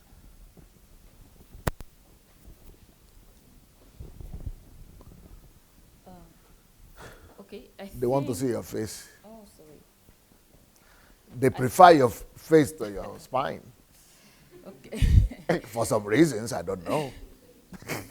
Okay, I think there's something that I was just thinking about something when I was seated now here. Yeah. Why are you putting off the light? Okay, bring your shoulders to the other side. I just find out the important, I was just thinking about something. How strong is the value system? I remember when I was growing up, there used to be a program it used to be in my country. Yep. On the radio, it used to be in my native language. Okay. This program used to play like every afternoon on Saturday. And this woman, she always talk about how a person can dress, how to dress. I think Beautiful. I think I was just a teenager. I think I was Beautiful. around 14, 15. But things that I've learned from that woman, I've learned a lot of things from that woman that I could still remember even up to now. And even some things that she mentioned, and up to here, up to my age, I never did them. I remembered her saying, as a person, never wear something shiny during the day.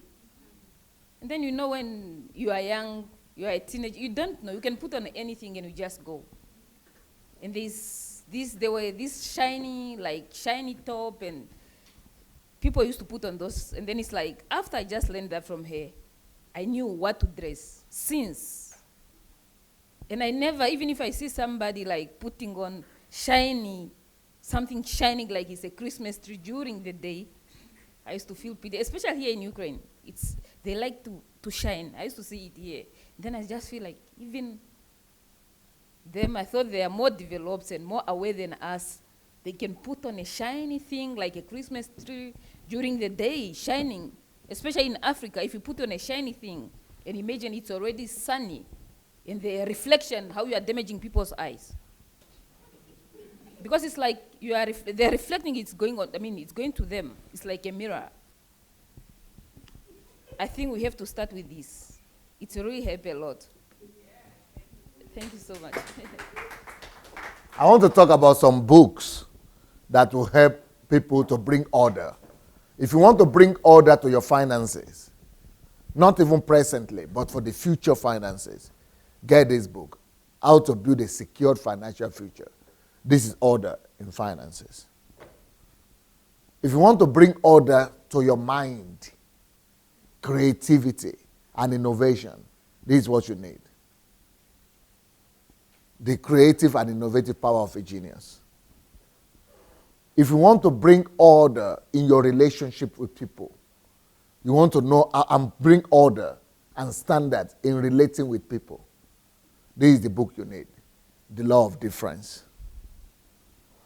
If you are a Nigerian and you want to contribute and you want to help the governors and everybody or yourself in bringing about economic development, this is it. You want to contribute order in economic development of any country, and Nigeria in particular. This is Nigerian economy the way forward. Then if you want to help with bringing or understand how to bring order to political life of Nigeria, to politics in Nigeria, this is the one you need. Nigeria, or in any country, order in political life, Nigeria and the leadership question. So these are just a few of the books that will be able to help us in the question of order. Then there are some other books that have just been released, but they are only, unfortunately, on Amazon.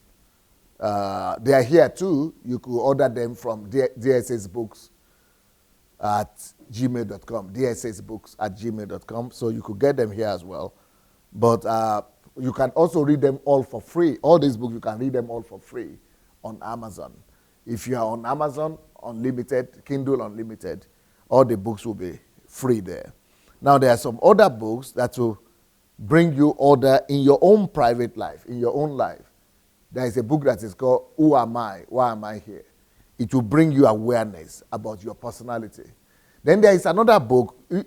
Some of you who watched my HMT, the last HMT we did, is about personality, right? So there is a book on that, Let the Heroes Arise.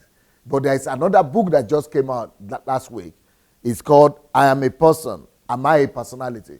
That is lack of order. And that title, I Am a Person, Am I a Personality? That is bringing you order. That is different from Mouse. We are going to do Mouse. That is a different book. So I am a person, am I a personality? I am a person, but am I a personality? Many people don't know. Confusion. So this book will bring order into your identity. So it's also on Amazon. You can get it also for free, I guess, or read it for free. Then How to Win in Life is another new book that is also on Amazon. You can get it DSSbooks at gmail.com, or you can get it on Amazon. Either buy them or read for free. So How to Win in Life is another book that will make you to know why some people win in life, why some people don't, why some people fail. But this topic in particular, there is a particular book that explains most of the thing I'm talking about now. It's called Excellence. Excellence. That's the name of the book. Excellence. Your key to elevation. Excellence, your key to elevation. Excellence. Because there is order brings excellence. Order brings out quality. Order brings out perfection. So there is another book that is going to help you people in this. And the book is called Why Am I Unlucky? Why am I unlucky? Because people who, especially people who are in crisis. Why am I unlucky? That's a new book also on Amazon. You can buy them on DSSbooks at gmail.com or on Amazon. Either you read them for free or you buy them.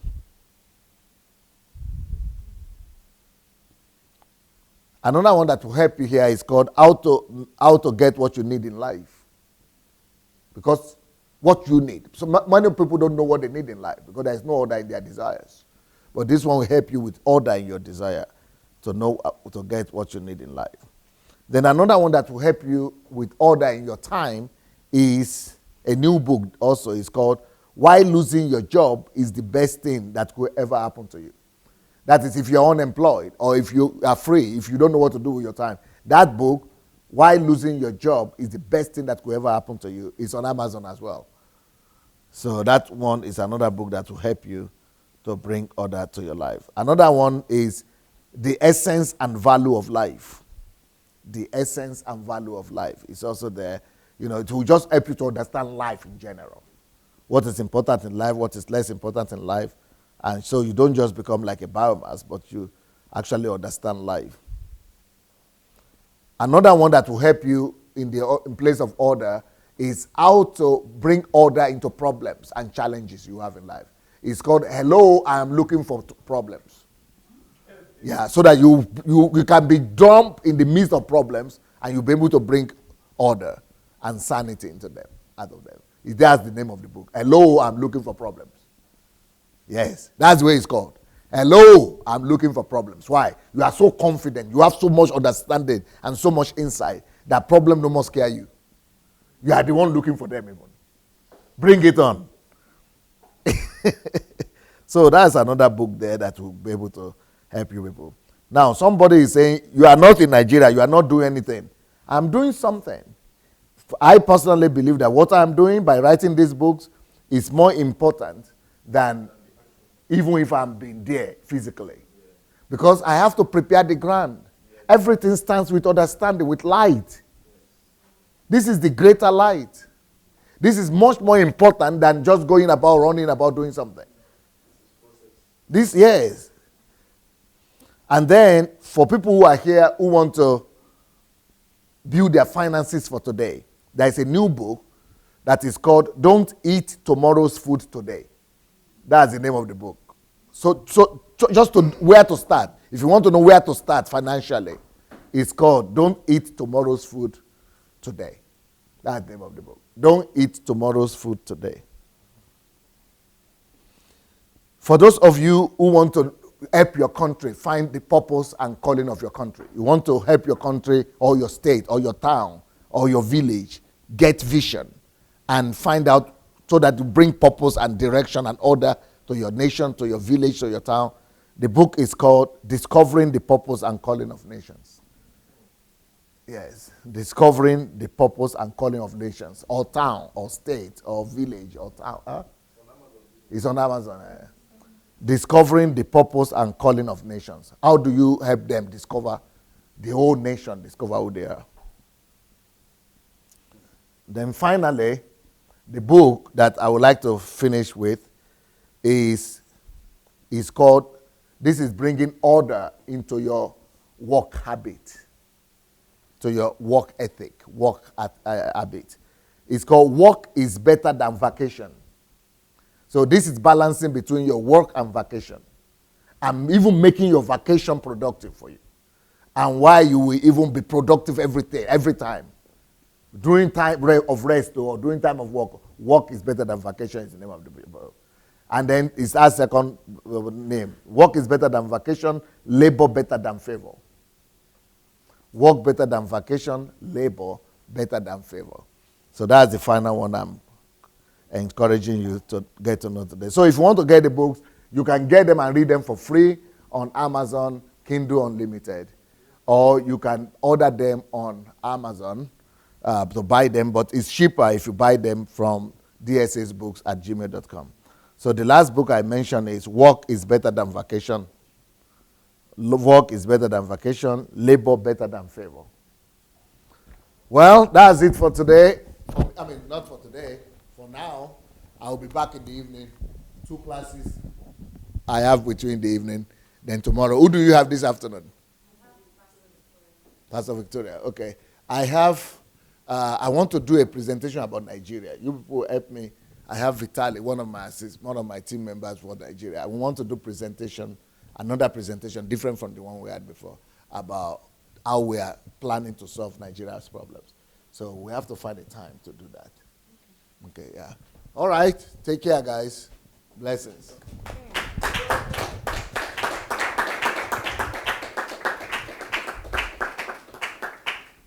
Thank you very much, Dr. Sunday, for a wonderful time. I had a great time. I hope you did, our viewers. And this is the end of the first section of Day 4, History Makers Training, January 2018.